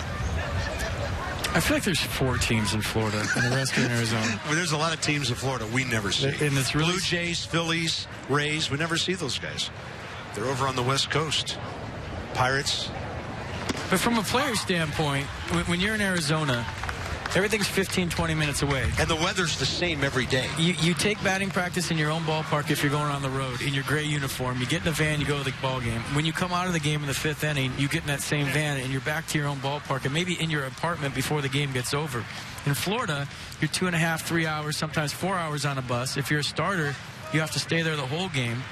and then ride home on the bus. And I know that doesn't sound like a big deal, but that gets to be a little monotonous as spring training wears on. That's why a lot of players sign with teams that are in Arizona. It's much more convenient for the player. You have more time to get back to the ballpark and get your work done after a game. Yeah. When you go on a road trip in Florida, you don't have time to come back to the ballpark and get your work in. It's 7, 8, 9 o'clock already, and you're beat. You fell asleep on the bus. Arizona's just got it figured out pretty much. Yeah. And, you know, a number of players live in the Phoenix area. How to play right side. 1 ball and 2 strikes. So next year it'll be interesting because the Nats will love this. The Nationals, the Astros, the Cardinals, and the Marlins, who partner in Jupiter, and then the Mets up in Port St. Lucie. There will be 5 ball clubs within an hour of each other. And in the case of St. Louis and Florida, or Miami now, there will be 4 teams within 20 or 30 minutes of each other. He sent me a text and said he heard the joke about the nest in his beard. I said I figured. He'll get you. He said, you're just jealous because you shaved yours off. High chopper foul, left side. I just don't like the fact that you play teams in your division all through spring training. I mean, you just play them all year. Yeah, the Nats will be, they will have that with the Marlins and Mets. Braves. You know, the Braves will be farther away. I don't know if the Nats will play them much anymore in spring training after this year. Can you just say, oh, that's too far, we don't want to play you? Yeah. And even from West Palm, you can get over to Fort Myers in under 2 hours. So the Nats might see more of the Red Sox and the Twins starting next year. That's a fastball up and away, 2-2.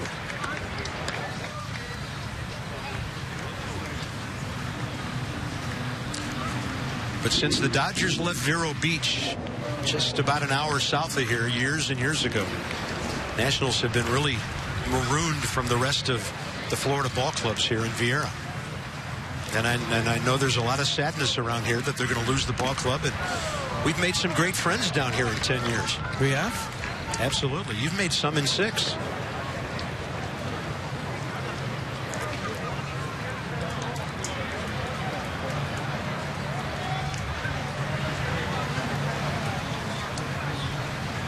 Spring trainings in West Palm Beach. That's a place that involves a little self-discipline after the game is over. Yeah. Well, the weather down there, is it any calmer than it is here, or is it just as breezy and volatile down there? Exact same. Okay. Just spring in Florida in general is usually the windy season. Yeah. 3-2 with 1 out.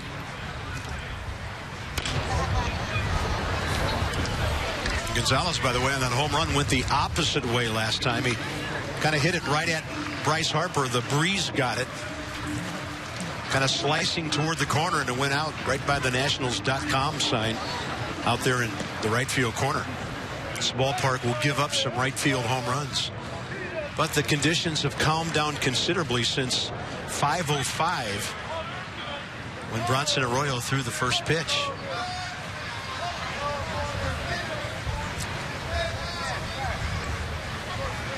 Three-two and a pop-up right side. It gets above the lights. Twilight time here. Tough play. Ball moving all over the place. Bostic and Dendecker unable to get there. Lights a lot lower here, obviously, than a real big league ballpark. Now that ball started straight up second base and ended, what, 5 feet from the wall? I mean, the wind has died down, but apparently when it's that high, it hasn't. Yeah. I mean, he was camped under that, and watch this. It's just no fun to play in the wind. You talk about all the elements that baseball players hate. Wind is number 1. Cold number 2. Small crowds number 3. 3 balls, 2 strikes with 1 out. Good battle here. And Gonzalez pops up another one, similar location, and there it goes. First row. Bostic was all over it. They should all just stand right there. Yeah. Put the foul shift on. Nice catch. Yeah, guy with the AAA Syracuse Chiefs t-shirt. Good hustle right there by Bostic. Found the fence. Look under your seat. There you go. Hey, and by the way, speaking of Syracuse, their radio voice, and did some TV games for several years up there. I'd like to congratulate our good friend Jason Benetti He is a major league announcer now. He has joined the Chicago White Sox, and he'll be doing the TV games in Chicago that Hawk Harrelson does not do, working with our old friend Steve Stone. So congratulations to Jason Benetti, former voice of the Syracuse Chiefs. That's awesome. Yeah. Talked to him yesterday. He's really psyched. His first big league ball game's tomorrow. Did you sell him a scorebook? He was buying one every year anyway. All right. I should have comped him. Yeah, you think you'd like hook a brother up. I got a big league job. I think I gave him priority mail for the media mail price. It's as good as it gets. Bargain Bob. It's just so great, though, to talk to those guys. It's like a player that gets called up. Yep. Some of these minor league guys have been doing radio forever, and he got the call. Good for him. Boy, what a good at-bat by Marwin Gonzalez. Right field gets him 5 total bases tonight, and it's 2 on, 1 out here in the top of the 6th inning. Here, you need some practice. MLB.TV Premium. Everything you've come to expect and a whole lot more. A new low price for $16. Every out-of-market game on all 30 teams live in true HD. On over 400 supported devices. Blackout, other restrictions apply. Visit MLB.com to check it out. 7, 6, 5, 4, 3, 2, 1. Now what happens? Oh, yeah. Oh, it just went off. That's the 30-second clock. Yeah, and the pitching change has been made. So Laffey had a great 5th inning. 3 out of 4 hitters got him for hits here in the 6th. And the Nats a little deeper into their bullpen. Drive.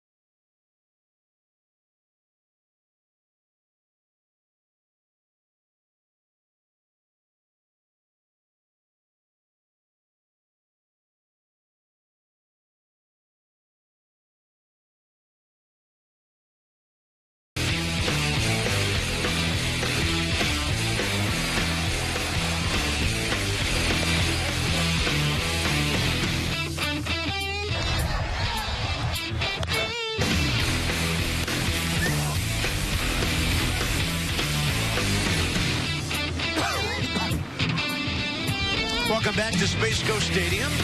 Yeah, time to put on the hoodies, maybe. The jacket's getting a little cooler here. This is Wander Suero, 24-year-old right-hander from the Dominican, who spent 2015 at Potomac, 6-2 in 16 games, 5 starts. Got a promotion, went to Harrisburg, and went 1-2 in 17 games out of the bullpen. 6'3", 175. Been in the Nationals organization since 2010 at the age of 18. 86 on what kind of appeared to be a hard slider, or a kind of a thing had some cutting and sinking action to it. Suero, 1 game this spring, 2 innings, 1 hit, 1 strikeout.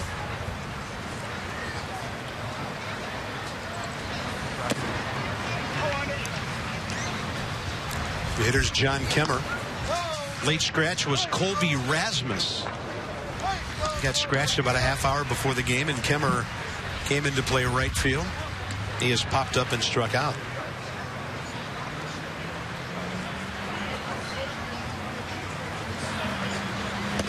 What do you think about the 30-second rule at the mound now? What do I think about it? Yeah. Well, I think it's good, and they're evidently, some people say, well, you should limit the trips to the mound and all that sort of thing. But, baseball, they're constantly looking for ways to speed things up. I'm sure it will not sit well with a lot of pitching coaches and managers, though. Well, and that's not 30 seconds from the time you get to the mound either. Yeah, a lot of the strategy involved in a trip to the mound is to get relievers loose in the bullpen.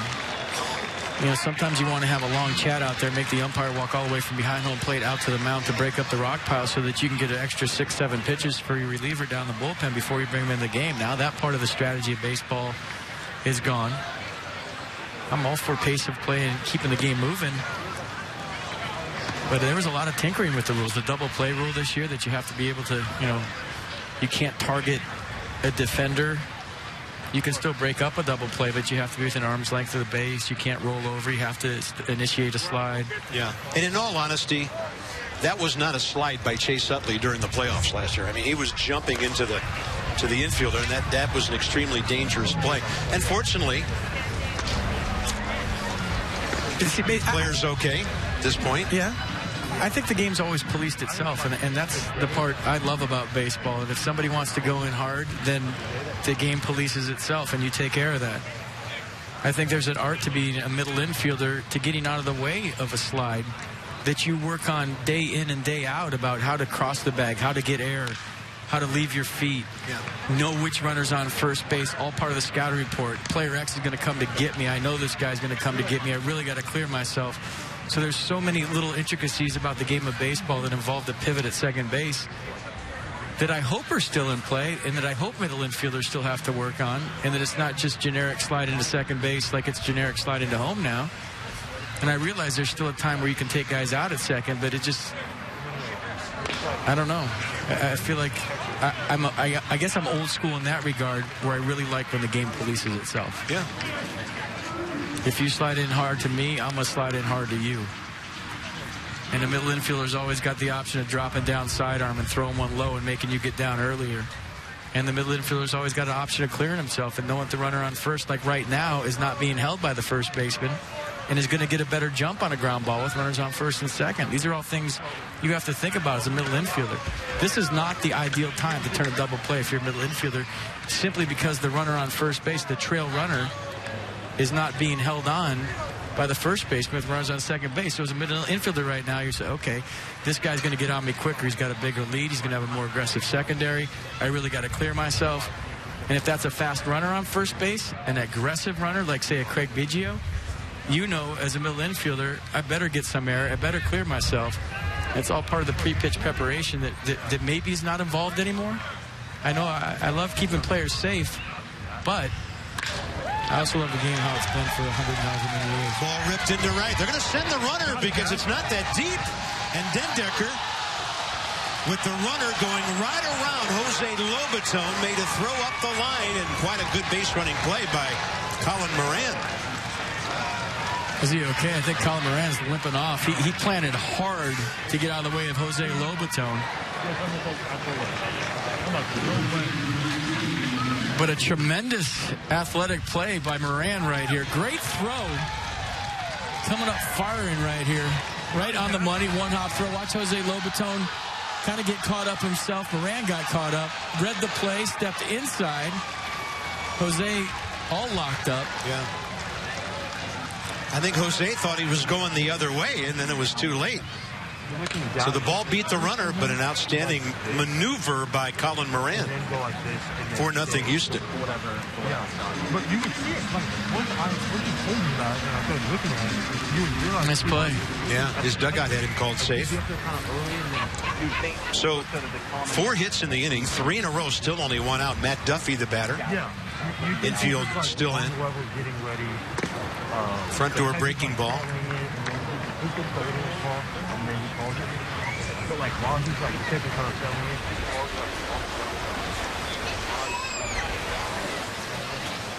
Duffy a strikeout, ground ball to third. The wind should take this way out of play down into the Nats bullpen area.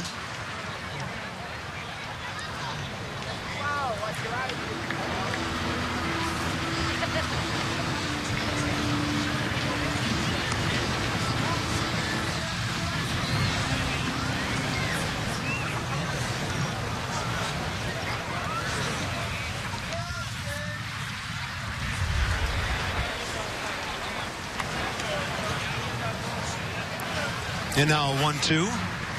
Big breaking ball. Lobaton holds on through the foul tip. 2 down. Yeah, a lot of stuff coming at you if you're hitting against Suero, and you see the curveball right there, 75, a lot of downward angle, really on top. I think it might have been a knuckle curve. You kind of saw a finger extended off the baseball right there. And none chance for Duffy. Nice pitch. Preston Turner, the hitter, 0 for 2 with a pair of strikeouts. Infield backs up now with 2 outs.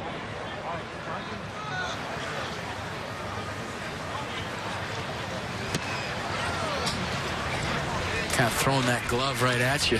Yeah.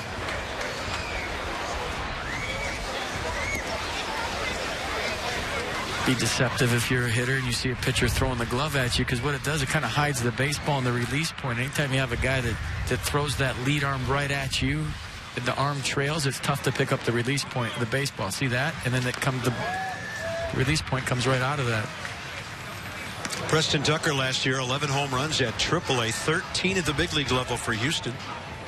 98 ball games, hit .243. Tampa native. 4-0 Astros have out hit the Nats 6-3. Nationals hits from Ben Revere, double and a single, and a Bryce Harper base hit.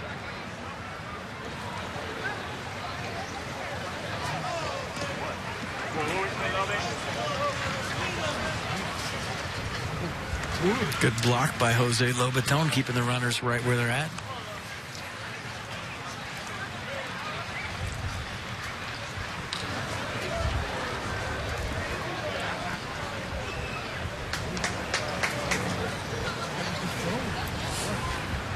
Cameron Gonzalez, third and second, the base runners.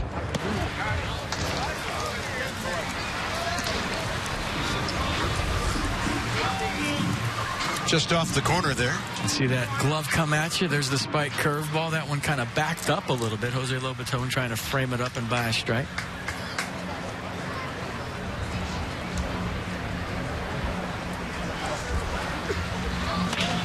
That ball's well hit, right field corner.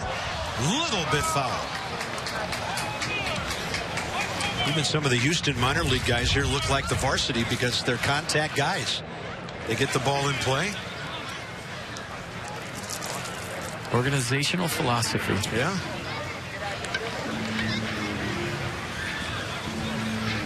Jeff Luna, who was initially one of Walt Jocketty's lieutenants in St. Louis, taking that Houston GM job a couple of years ago and really kind of dismantling everything and building from the bottom, and they've done quite a job. I mean, they're built to be good for a while. They have the American League Cy Young Award winner on their ball club in Dallas Keuchel. We saw Colin McHugh tonight, who won 19 games last year. We have Jose Altuve, one of the most exciting players in the game, and as you mentioned, Correa, the young shortstop. Ken Giles from the Phillies is their closer this year. Yeah. Still got Luke Gregerson, who closed last year. Colby Rasmus coming off a good year.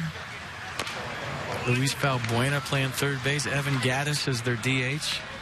Yeah, he doesn't like those Crawford boxes too much down the left field line. Some guy named Doug Fister is their fifth starter. Yeah. George Springer brings it every single day. All these guys, the young players, hungry, ready to establish themselves at the major league level. Yeah, it appears, and from everybody I've talked to, the balance of power in the AL West is in the state of Texas. Swing and a miss. He went around. That's a long inning. The Astros get a couple of runs on 4 hits against 2 different pitchers. Nasty for strike 3. And it'll be Lobaton, then the top of the order in the 6th.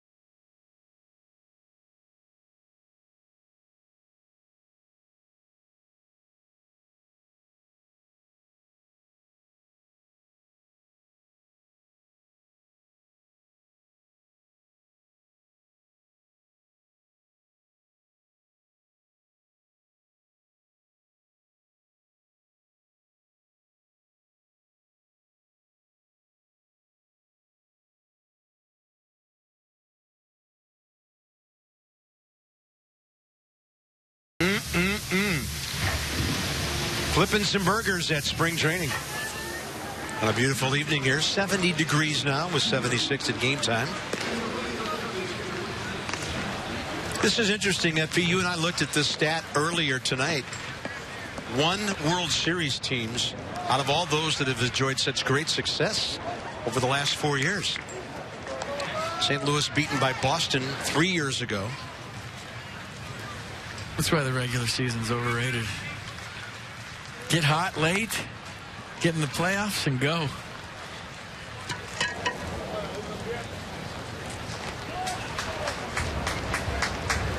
Jose Lobaton against Musgrove leads off.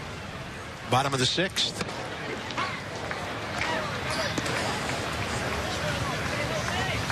Jose, 44 ball games, 136 at bats last year. Drove in 20 runs.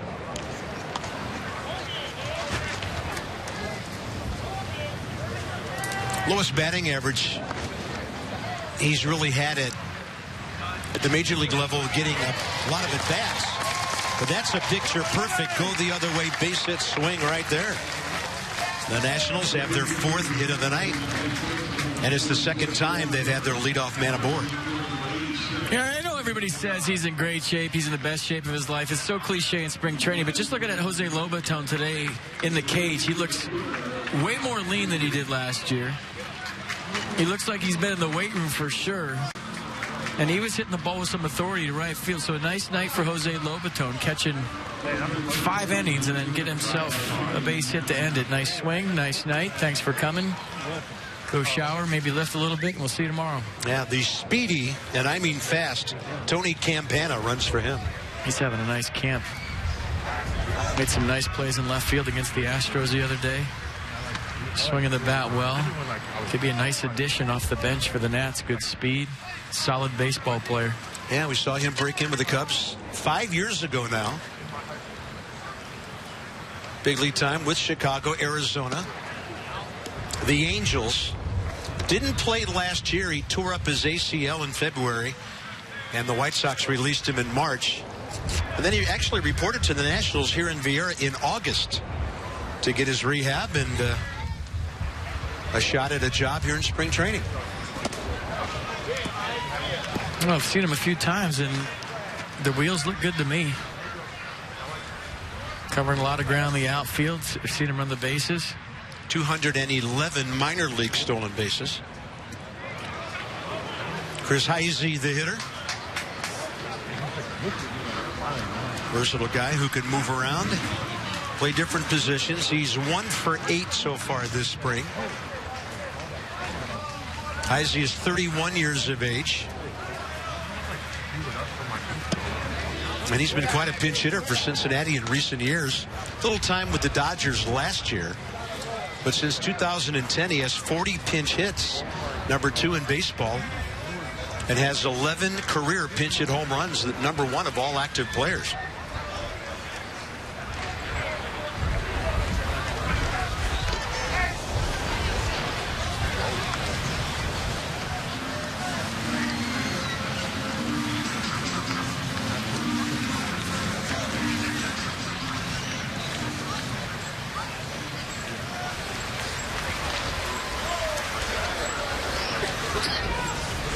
Breaking ball to the inner edge. 2 balls, 1, rather 2 balls, 2 strikes now. Heisey, a .284 career hitter. That signed him December 3rd.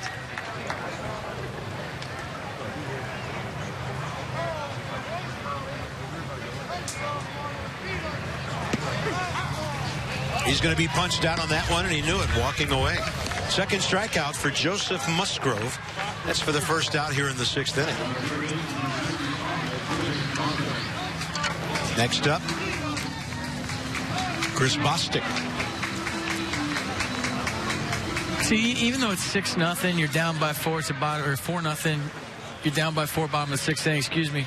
You know, in spring training, you could still work on things and maybe make the score not so relevant. You probably wouldn't think about stealing a base down by 4 in the bottom of the 6th in a regular season game, but if you have a plus runner at first base, maybe as a manager you want to see, can he steal me a base?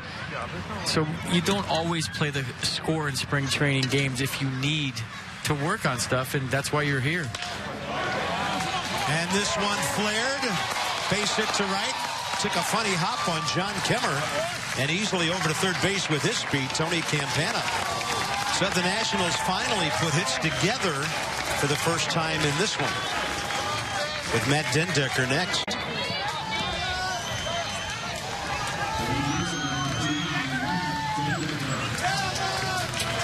Now, Bostic, a 44th round pick in 2011. As you see that ball balada right there, I think that was a Titleist Pro VX 14. Good base running by Campana. Kind of looked at, might have a little bit of hitch in his giddy up coming off that ACL surgery, but a nice swing by Bostic. 44th round. By Oakland. That is a good story. Yeah. 96 stolen bases. 5 minor league seasons. He hit 274 at Potomac last year and then 247 at Harrisburg. Combined for 12 homers, 58 RBIs, and 31 stolen bases. Matt Dendecker, the hitter. And then Logan Schaefer for Jason Worth in the DH spot next. Way outside. Dendecker doing a nice job last year down the stretch for the Nats. Got a lot of playing time. Showed the organization what he could do. Went back to the minor leagues. Went to Syracuse. Came back up and hit some big home runs. Got a lot of hits off the bench. Proved he was a solid major league bench player. Maybe even more. A guy that used to just kind of set his foot down early. Worked on a leg kick in Syracuse and came back. And the results were very eye-opening to a lot of people. As you mentioned, showed us some pop late in the season that we maybe didn't know he had. Ended up hitting 253 for the Nationals. Solid outfielder, good arm, good base runner. Definitely can help a ball club. And did last year. 1-1 pitch, and he was all over it. Straight back and went.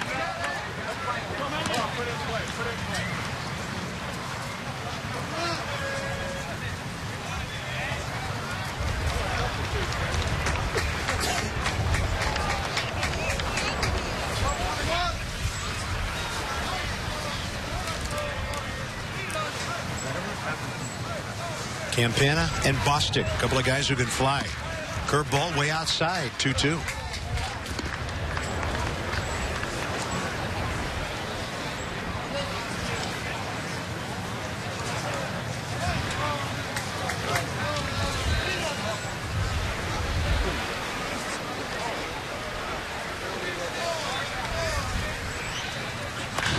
High in the air to right. What's the wind going to do with this? This thing's going way out of play. That thing was straight away right field when it started. Ball game not quite 2 hours old here from Vieira, Space Coast Stadium. Welcome to our first spring training telecast of 2016. BCFPDK, glad to be with you. Got one of those fancy cars that says the text message and who's texting you. Dan comes up in my car as MASN Dan. It's not Masson Dan, it's text message from MASN Dan. And he's always texting me. Guy won't leave me alone. Yeah, well, he is your protege. This ball out to center. Tagging. And that throw way offline. So scoring is Campana, and because it gets away down the second base, Bostic. So a sac fly for Matt Dendecker.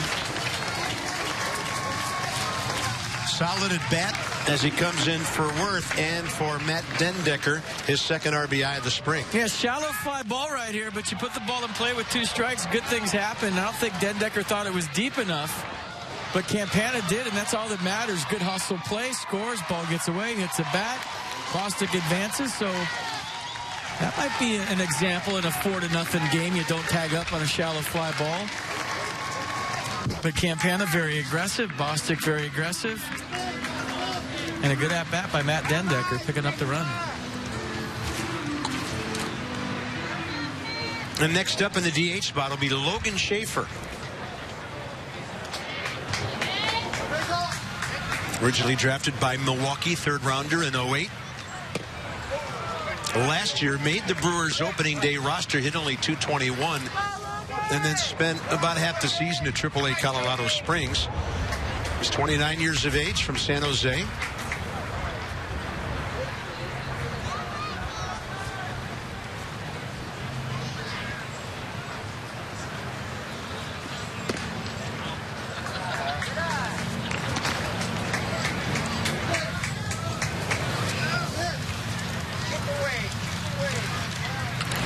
Nats signed him as a free agent on November 17th. 1-1 pitch.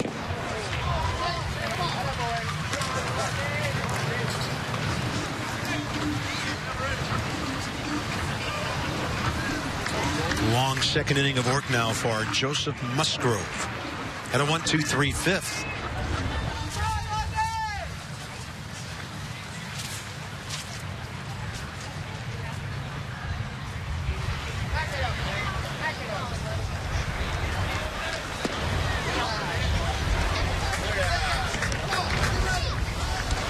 Trouble putting guys away with an out pitch.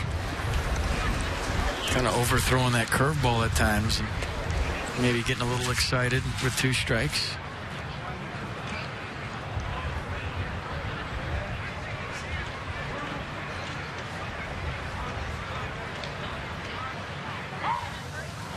Time given to the hitter right before that breaking ball.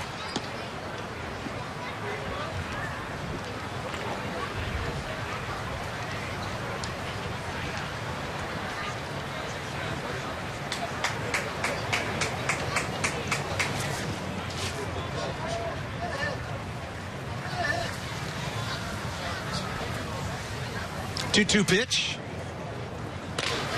And a ball to the right side. Fontana, that's it for the Nats. Bottom of the 6th, they turn a couple of hits and a sac fly into a run. It's 4-1 Houston.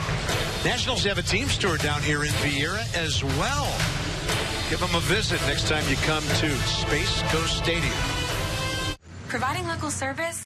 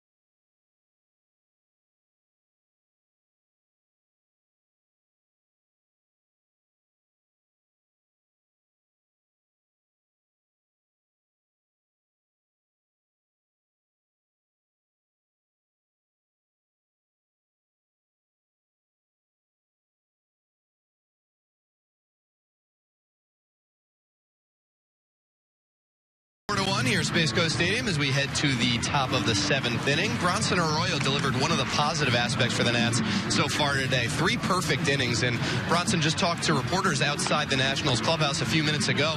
Said that he's got a little bit of a tough spot this spring. He's not guaranteed a roster spot on this team, signed a minor league contract. So in his spring trading outings, it's important for Bronson to kind of work on stuff and make sure that all of his pitches are feeling good and that he's kind of good with everything as he works towards the regular season. But he's also here to impress the coaching staff and to try and earn a spot in this Nationals rotation. Obviously today, really solid for Bronson, 9 up, 9 down, and was able to work on some stuff while getting the job done and showing Dusty Baker something good. But this will be something that Bronson needs to kind of go back and forth with over his final spring outings. He wants to tune up all of his pitches and make sure everything's online as he gets ready for the season, but needs to make sure he's impressing and getting results as well. Yeah, that was very impressive tonight. Thank you, Dan. So we go to the top of the 7th inning, and Bert Badenhop pitches to Jonathan Solano. Jonathan back with the Nats after being signed as a minor league free agent. They told me his brother Donovan is with the Yankees now and battling over in Tampa to try to make that opening day roster. First Colombian player ever to wear the pinstripes. He said everyone's going crazy at home. Very nice. Bert Badenhop, Nats saw plenty of him with the Marlins from 2008 until 11. That ball will stay out of play. Big league time since then with Tampa Bay, Milwaukee, Boston, and the Reds. Last year with Cincinnati, 2-4 in 68 games out of the Reds bullpen with a 3.93 ERA. And not a big strikeout guy. Has solid control. High ground ball rate, fastball, slider, changeup. The arsenal. Fastball averaging 88 miles an hour. Ground ball rate last year 46.7%. There's a ground ball, but it's out into right. Bostic, long throw, and it's short hopped. Stephen Drew, who by nature is a shortstop, trying to pick one at first base with that new mitt he's got on. Let's see what happens here. Long throw for Bostic, backs up on it a little bit. Got it there in the air, and you know, a lot of times in these minor league parks, you have signage that you don't have in major league parks. And if you're looking right center field in the angle when Stephen Drew is looking at that baseball, there's a travel link sign that's almost all white. And I'll guarantee you that ball came out of that sign because there's no way that Stephen Drew misses that. I don't care. And you look at the angle from where that play was. Kind of right. It was right out of that sign, I guarantee it. Some of the fun things that players actually have to experience in minor league parks that they don't experience in big league parks, and that's right in line with where that throw was. 0-1 to Max Stassi, the catcher. This one way upstairs on the infield. I'd say I don't got it as long as I could. Moving, and right next to Drew, Bostic makes the grab for the first out.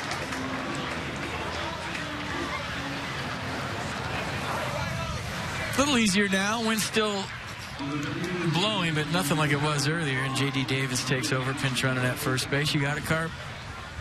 You got it, man. Nice. That scorecard's a zoo, as it always is in spring training.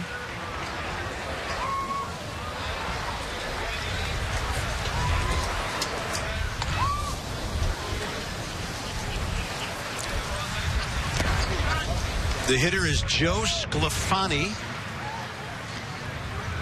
one of their reserved infielders, number 81. Solid minor league numbers, solid on base percentage, 381 career on base percentage. That's nice.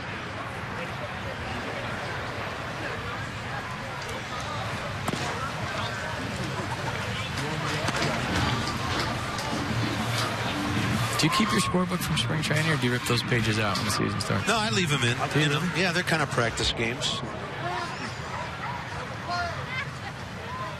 They don't go in the National Archives of every season of scorebook that you have? Well, they're there. I just don't look at them at all. But they're in there.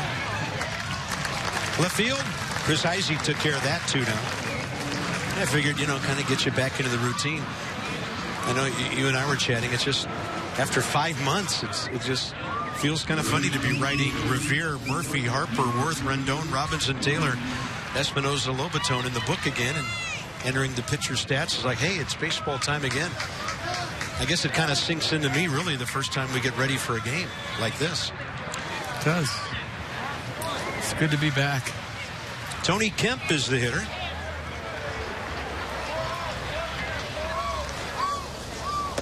I mean, your jokes are funny again. This is great. Wait till you see the wardrobe this year. At least until May.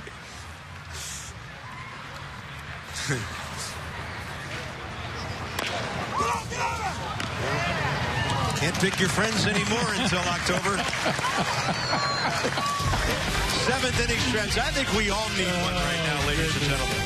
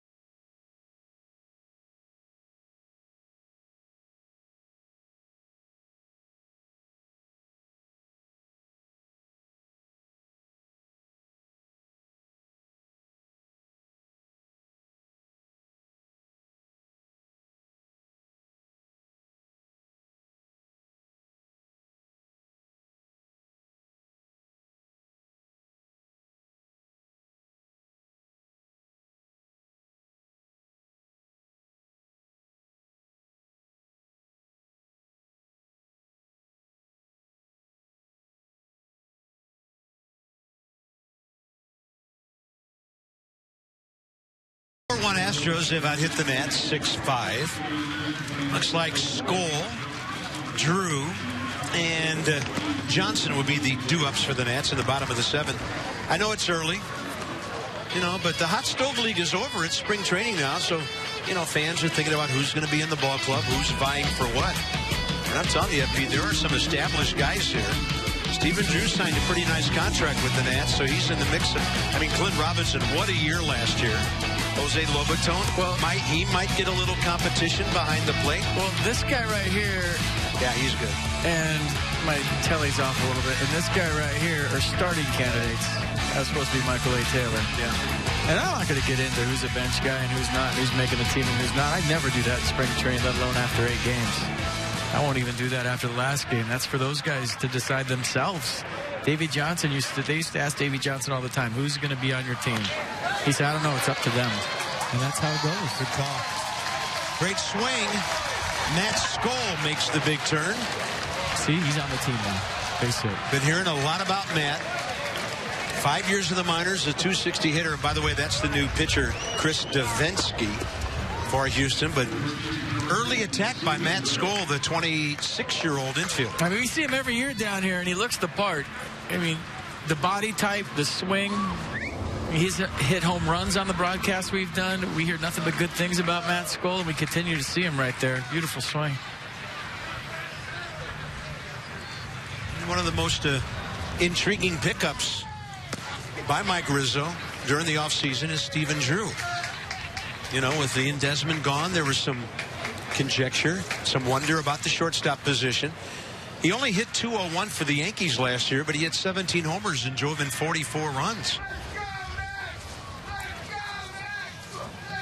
The year before, he was with Boston and the Yankees in 14. But he's a .251 big league hitter with nearly 500 RBIs and 114 home runs. J.D. Drew's little brother. J.D., Steven, and brother Tim, a pitcher, were all first-round draft choices. Look at him guide the ball right past the shift. Nice job of hitting right there. 2 on, nobody out.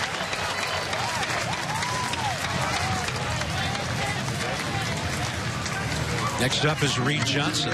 Baseball's all about the shifts, all about analytics now, and you understand that. And if you talk to people that implement it, they talk about how many runs it saves throughout the course of the year and how it works. And you can't argue with his success, especially with the Houston Astros. But is there anything that looks worse than a guy beating the shift? If you're the team that, especially if you're the guy on the mound, and he hits it to where a guy's been playing for 100-something years, and there's nobody. And you're a ground ball pitcher. You just got a ground ball. And there's nobody there. Yeah. Well, and on occasion, what it does, it takes what could be a routine inning for a pitcher and makes him throw 25 or 30 pitches. And it works the other way, too. Yeah. I guess it's just a little more glaring when we see something like that.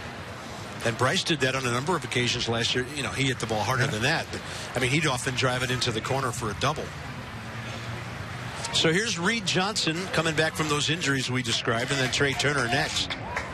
As we play bottom 7, the Nats are down by 3, but the tying run is in the batter's box. Yeah, he said he was frustrated last year because he couldn't inject life into the ball club when maybe they needed it because of his injuries. And right through the wickets, and the runners move up. And that's kind of what Reed Johnson does for a ball club. He's a guy that has been around for a while. Dusty Baker's seen him play for a while. And if he's healthy, he can definitely be a bench player in Dusty Baker's ball club. He's Dusty's kind of guy. And you would not see Reed Johnson in person or in the clubhouse, on the field, wherever, and think this guy's just under 40 years old. 39, he doesn't look it. Kept himself in tremendous shape over the years. First year in the big leagues was 0-3 with Toronto. 1 ball, 1 strike.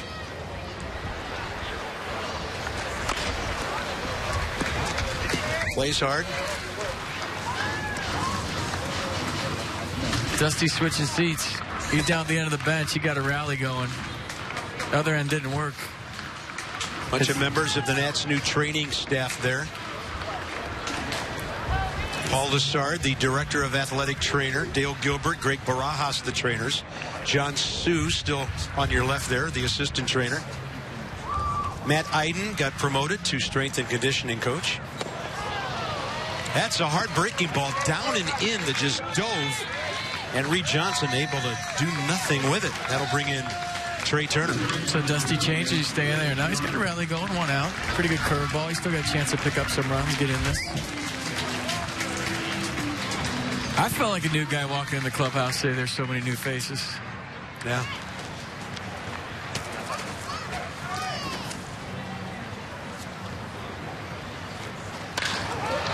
Ripped by Turner. Out to center. And down the line comes Matt Skoll. Cut off, and it's a 4-2 game. Other runner stayed at second. Stephen Drew. Good at bat by Trey Turner, making it a 2-run game.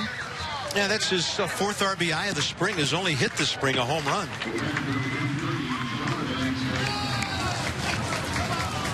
And here is Jonathan Solano.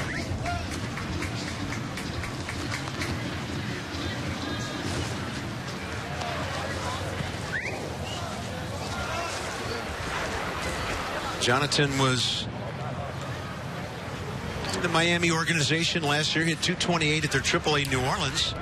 Got 20 at-bats with a couple of RBIs in 7 games with the Fish at the end of the season. Breaking ball right in there. Energy guy. Yes. Runs a good game back there. What does that mean? Well, he keeps the game moving. He puts down the right fingers. He give you a good at-bat. Always fun to watch play. It's good to have him back in a Nats uni. 11 years ago, signed at a Nats tryout camp in Venezuela. And that's going to drive in a run. It's a 4-3 ball game. Good for him. What a great kid. Jonathan Solano with a hardline drive RBI hit. That's within a run. A big knock does a nice job of staying back on the curveball. Kind of hung out there for him, but watch him maybe be a little out in front, keep his hands back a click. And a big 2-out knock for the Onion is Jonathan Solano's name. Yeah, rode an onion truck to that tryout, didn't he? He did. Probably didn't smell very good when he got there.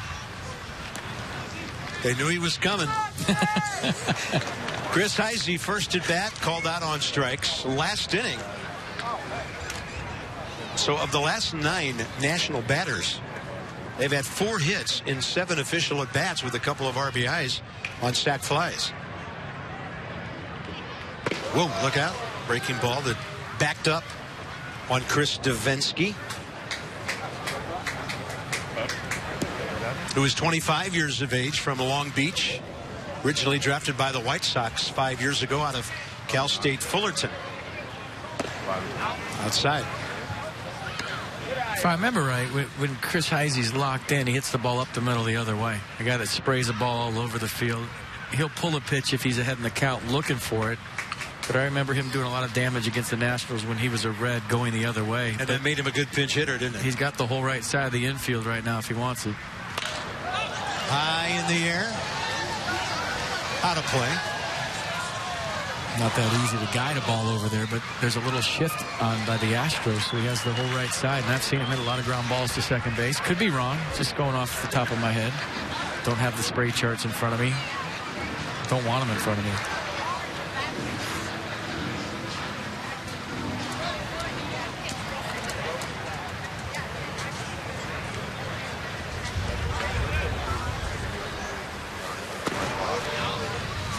Able to lay off. Gets the count full, 3-2. Tying runs at first, so that'll be a head start for the Nats base runner over there. Jonathan Solano still out there. Off and running, and that's a called third strike. But the Nats pick up 2 runs on 3 hits, a sac fly. RBIs by Turner and Solano. It's a 4-3 ball game after 7.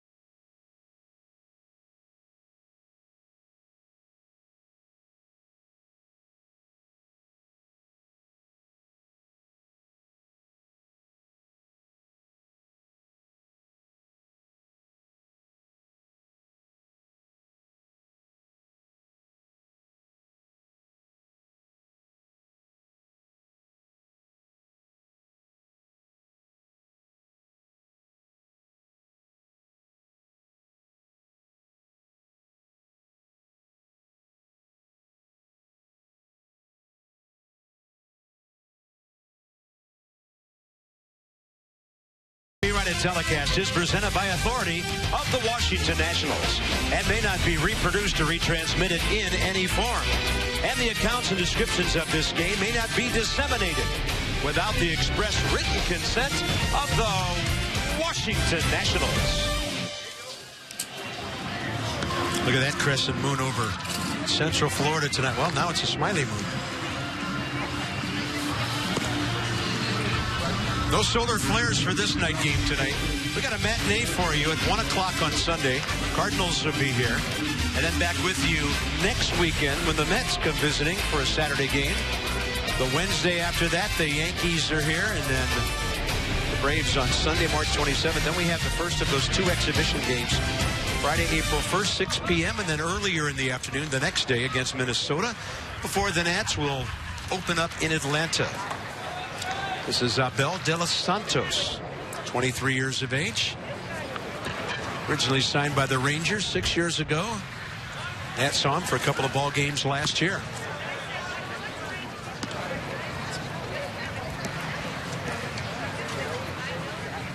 A pretty good fastball, averages 94 miles an hour. Last year threw it 81% of the time. Slider, 84. Occasional changeup at 89. That's A.J. Reed, who rips one up the middle. Replacing Moran as the DH. Leadoff man on for the Astros here. Top of the 8th.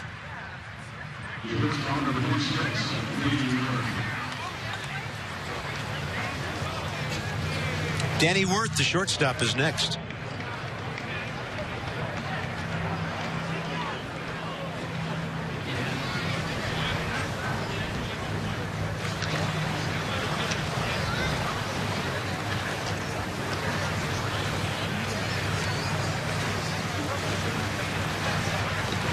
Ball bounce, and that was a good glove play by Stephen Drew. I saw that one.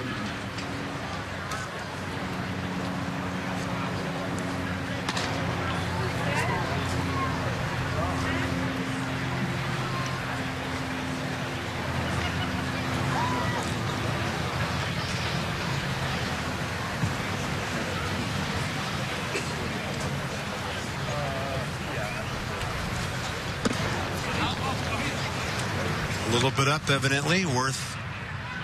Danny Wirth, 3 of 6 for the Astros this spring.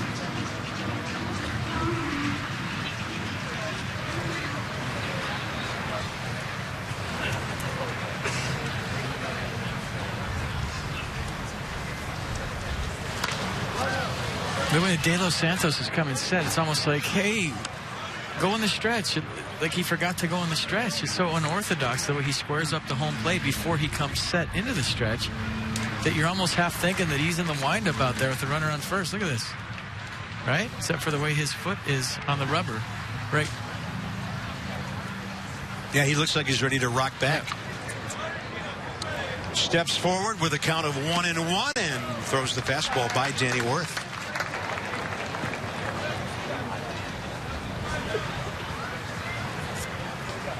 This little challenge 1-1 fastball right down the middle.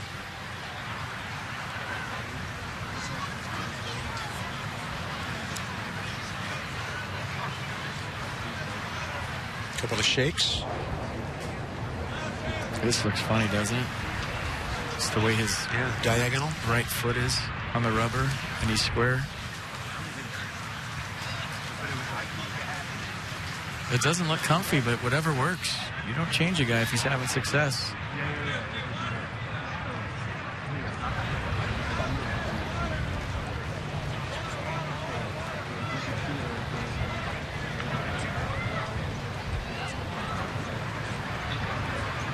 Listed at 6'2", 200.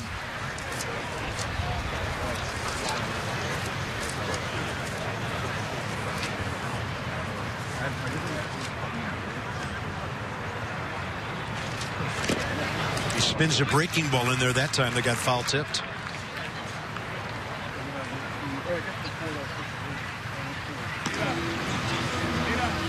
I mean, when he comes set, everything's fine. Kind of rushes it at you. Tough to steal on. Very quick to the plate. It's just the setup that's a little...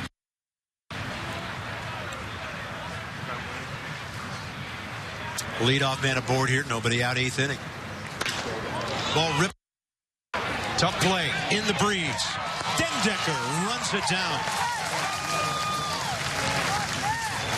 There are no easy plays with the ball in the air in the outfield tonight. Well, you have to do exactly what Matt Dendecker just did right there, and that's get to the baseball. You know it's an inside-out swing, so it has the rotation that's going to slice away from you. On top of that, the wind's going to push it there. So maybe on a ball that you'd cruise to on a normal day, Matt Dendecker knew that it was going to go the other way toward the line, and he got on his horse early and took that whole wind thing out of the equation. Nice play. There's John Kemmer. And he goes to right field. This one to the right of Dendecker. 2 outs. We didn't see that ball till the last second. That ball was in the lights. Which are very low here, as we mentioned. See if we can catch him struggling a little bit right here at the end. Kind of goes back to it. Nice play.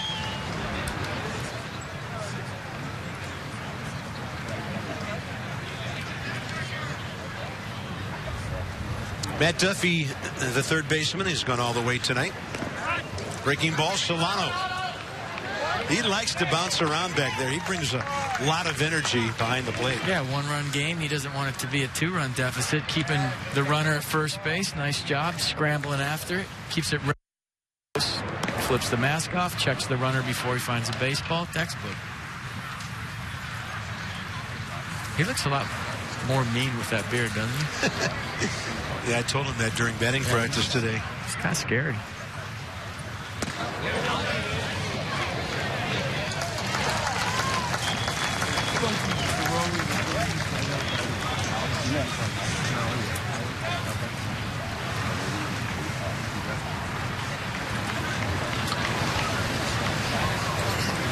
One and one with 2 outs. Duffy 0 for 3, couple of strikeouts around a ground ball. And he pops this one up. Infielders helping their outfielders tonight. Trey Turner right out there to help Reed Johnson if needed. Good comeback inning by De Los Santos. For the Nats, Bostic, Dendecker, Schaefer coming up. There's a lot to see.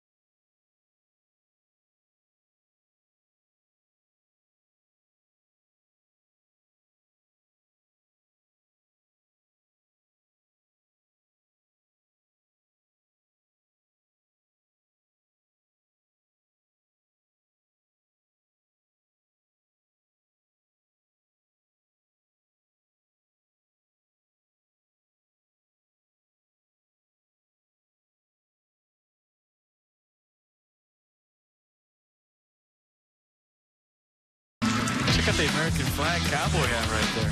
I'm loving that. I can see. I've seen you in that one during the broadcast, Bob. 4-3 Astros as we go to the bottom of the 8th inning. Nats fans, make sure to vote for the Masson Fan Choice bobblehead. All active roster players who have never been featured, Bob Carpenter, as a Nationals bobblehead or figurine. You've been here, what, 10 years now? You need a bobblehead. Get your vote in now because you work for Masson, Bob, and you should have a bobblehead. Not eligible. Everybody vote. Voting period ends when that guy says it does. And he says it's tomorrow morning. I'm listening to whatever he says.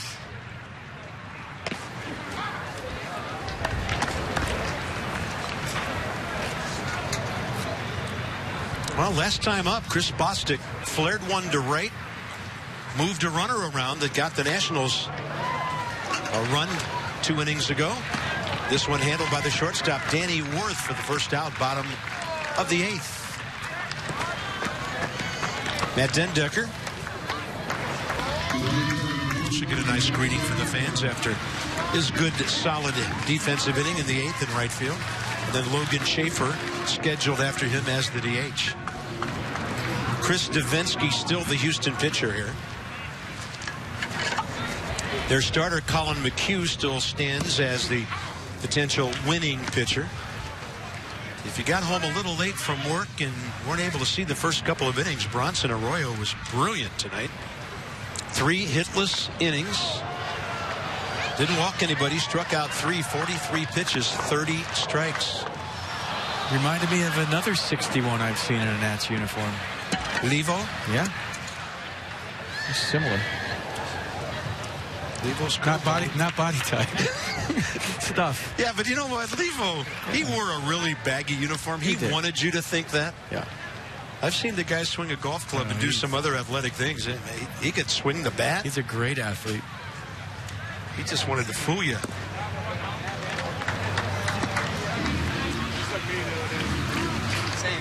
Same thing.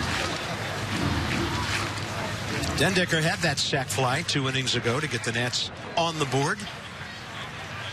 Waits for the breaking ball there and flares one to center. That's the second out of the inning.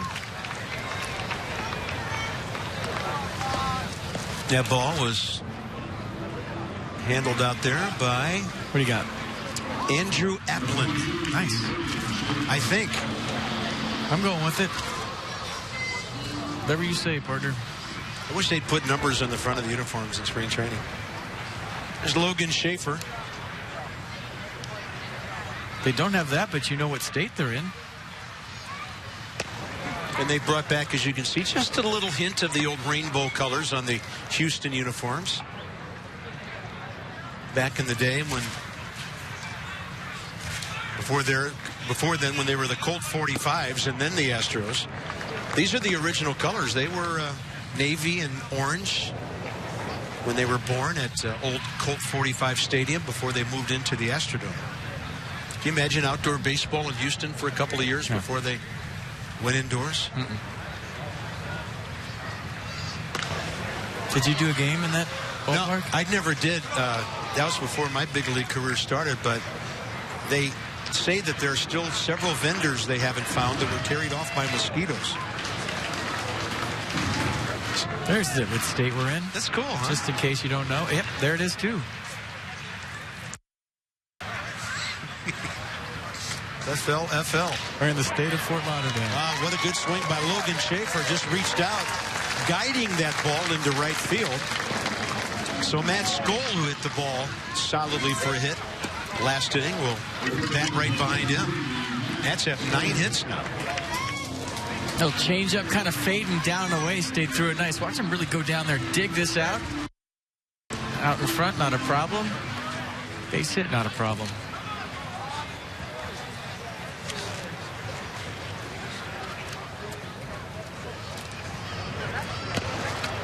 By the way, that center fielder is Tony Kemp, number 78, not 77. I was going to say that. But there he is. And by the way, one of the players on the travel squad for the Astros, former Nat farmhand Eori Perez.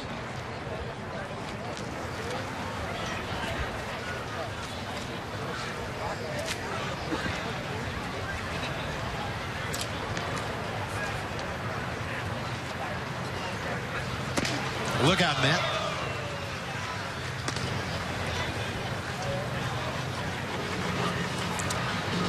That's goal. Still 26 years of age. And last year, 12 homers, 56 RBIs at Harrisburg, and then 8 and 26 at Syracuse. And a high fly ball. I mean, fly balls aren't going anywhere tonight except sideways. That's it for the Nationals in the 8th. They strand their 5th base runner as we go to the top of the 9th. 4-3 Houston.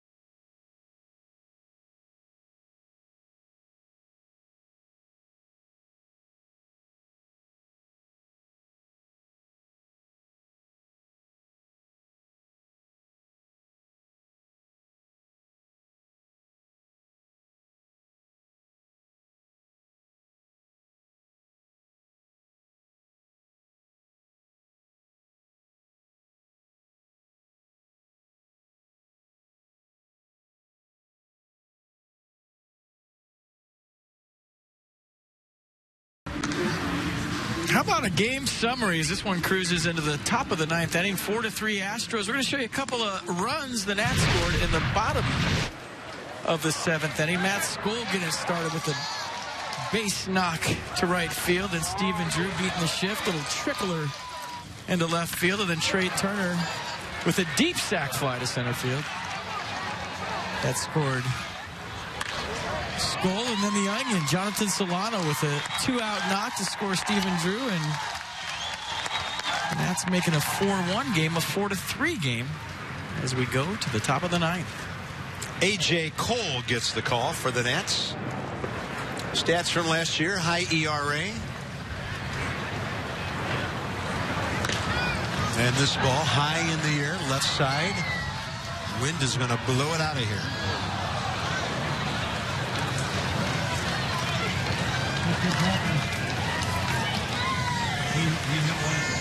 A.J. 5-6 with a 3.15 ERA, 19 starts at Syracuse. 3 games, 1 start at the big league level. Derek Fisher is the left fielder.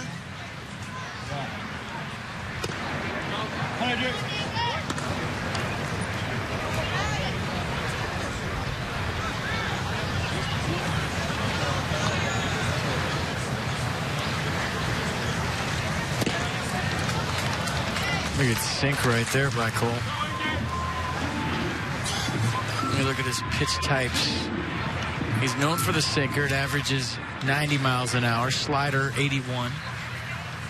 Curveball changeup to go with it. That might have been a changeup right there by Cole. 1-2. Low and inside.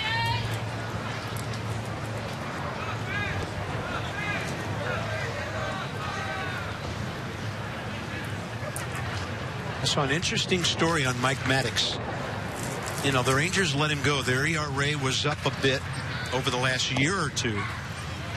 That's a strikeout. They did a study on Mike Maddox 7 years in Texas as opposed to the previous 7 years of Ranger pitching. Nolan Ryan was a big booster of Mike Maddox's. Nolan Ryan was a no-nonsense guy who wanted his guys to work quick, throw strikes. And Maddox, his 7 years in Texas, their pitching staff ERA was more than a run lower during his time there than it was in the previous 7 years. And that's why the Rangers started winning, because they finally had some pitching to go with their great offense. I mean, they were mashers down there for a number of years, but they always had a hard time competing with some of the other teams in that division.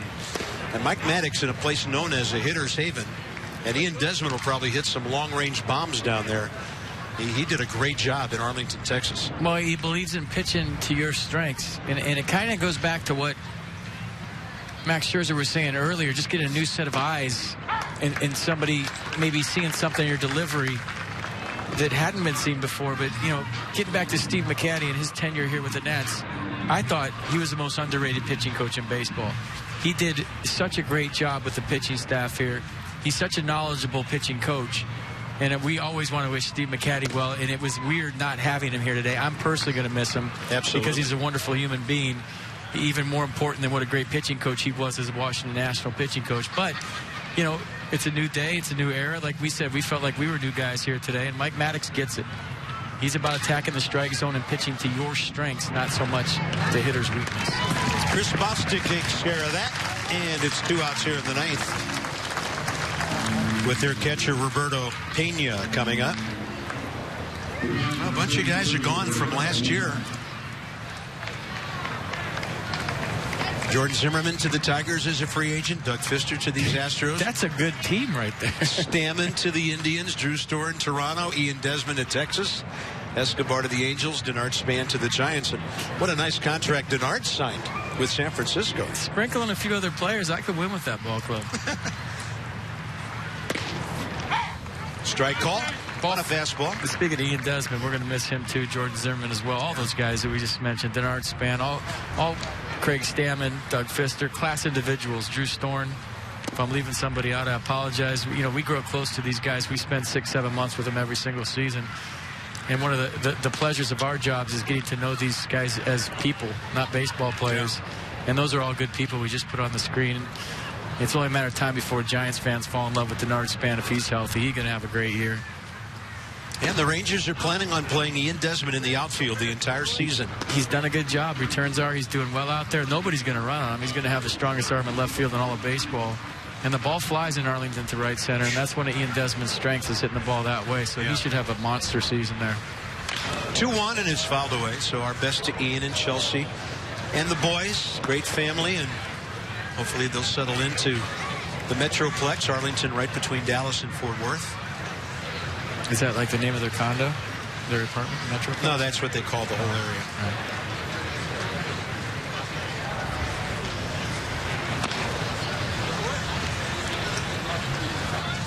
American League is going to be a different world for all those guys. Tiger's got a good one, and Jordan Zimmerman solidifying that staff. I was talking about facing Jason Worth the other day and how Jason Worth was yelling at him coming around first base. It's always fun facing your old team, especially in spring training. That ball is well hit by Pena. He got a hanger. That's the best hit ball to left field we've seen tonight. He'll go for 2 and motor on in there with a 2-out double here in the 9th.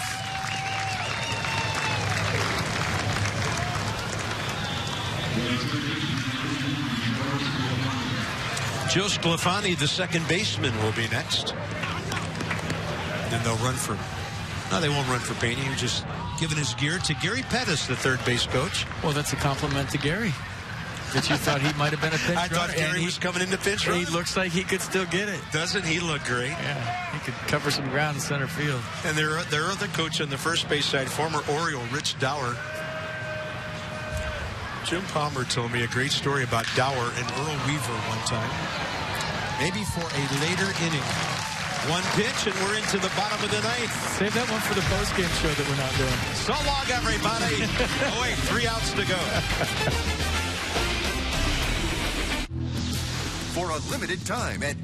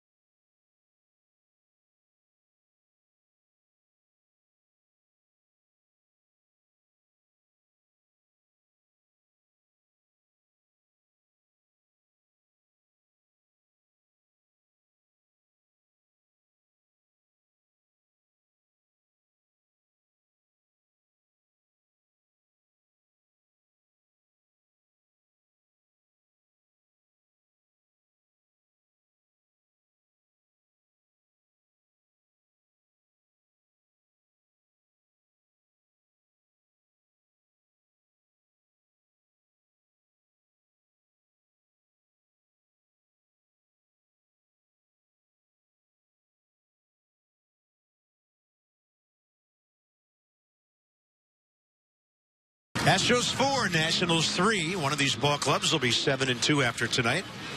Daniel Murphy, the ball game earlier tonight for the Nats. FP on the big stage. I mean, he just homered off Clayton Kershaw at Dodger Stadium. Now he's going to do it against the same guy in New York. He was unbelievable. You know, and there's Zach Greinke. I mean, it's what a lineup of pitchers that he took care of. Was that Lester? He was in the zone of all zones, not just hitting home runs, but hitting home runs on the biggest stage off the best pitchers in baseball. And it was fun to watch him. He's always been a tough out against the Nats, and when the Nats signed him, you know, you're thinking as a Nats fan, that's the kind of guy we need. Somebody put the ball in play. The toughest guy to strike out in the National League last year, only 38 strikeouts for Daniel Murphy.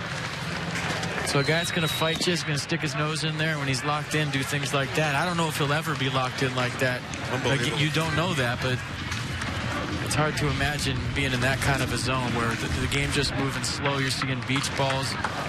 Your foot's down early. Your head's still. You're on time with everything. You're making all the right decisions. You're picking up ball and strike right out of the pitcher's hand. You're picking up pitch right out of the pitcher's hand. But he really simplifies it. He just says, I want to get my A swing off on an A pitch every single time out. The pitch I'm looking for. Off the bat of Stephen Drew into left. Taken in by Derek Fisher for the first out. And you saw Jake Buchanan briefly on the mound, 26-year-old right-hander. Out of North Carolina, Dusty and the Nats against Mike Matheny and the Cardinals on Sunday. We'll join you 1 o'clock for a 1:05 first pitch. Well, Dusty fits in perfect because Nats fans don't like the Cardinals, and I don't think Dusty does either from his time when he was with the Reds. I don't think they got along too well. You think Nats fans don't like the Cardinals? Go to Cincinnati when they're there. They've had fights and brawls and all kinds of stuff going on. They had a blow recently when they lost, it appears, for 2 months, Johnny Peralta, their shortstop. And that was right after Ian Desmond signed with the Rangers. Yeah.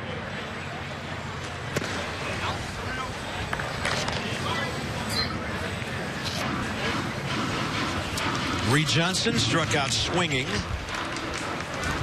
with a couple of guys aboard 2 innings ago. Trey Turner on deck here in the 9th. Hard breaking ball down and away from Buchanan, who pitched only 5 games at the big league level last year, 17 with 2 starts the year before that.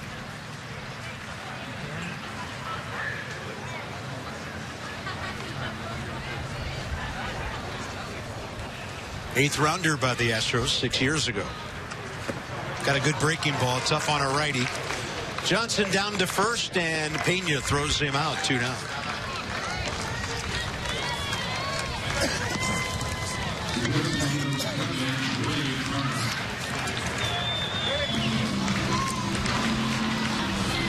Trey Turner, sacrifice fly, his first time up tonight.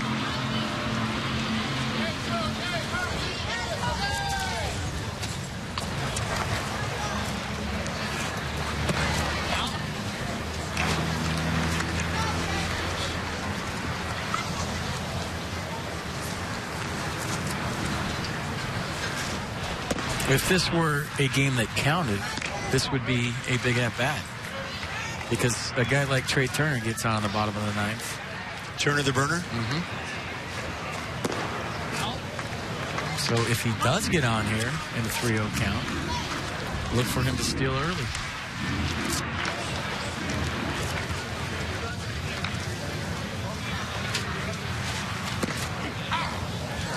That ball tailed to the inside corner on a 3-0 pitch.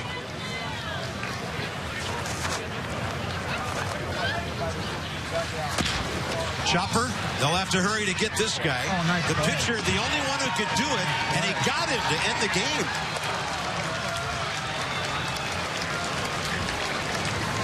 Pretty good play right there. I thought put it in your pocket. Trey Turner's safe.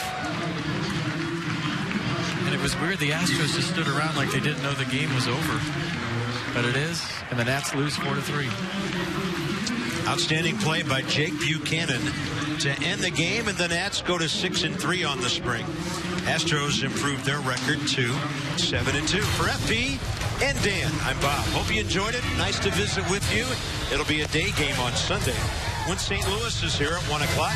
The Nats and the Cardinals from Space Oak Stadium here in Vieira. Houston wins it 4-3. This has been a presentation of Masson. So we saw some good pitching by Bronson Arroyo tonight. Ben Revere had a nice night. Bryce Harper had a hit. With all that in mind, so long for just a while. And that'll be Sunday afternoon. We'll roll right to you.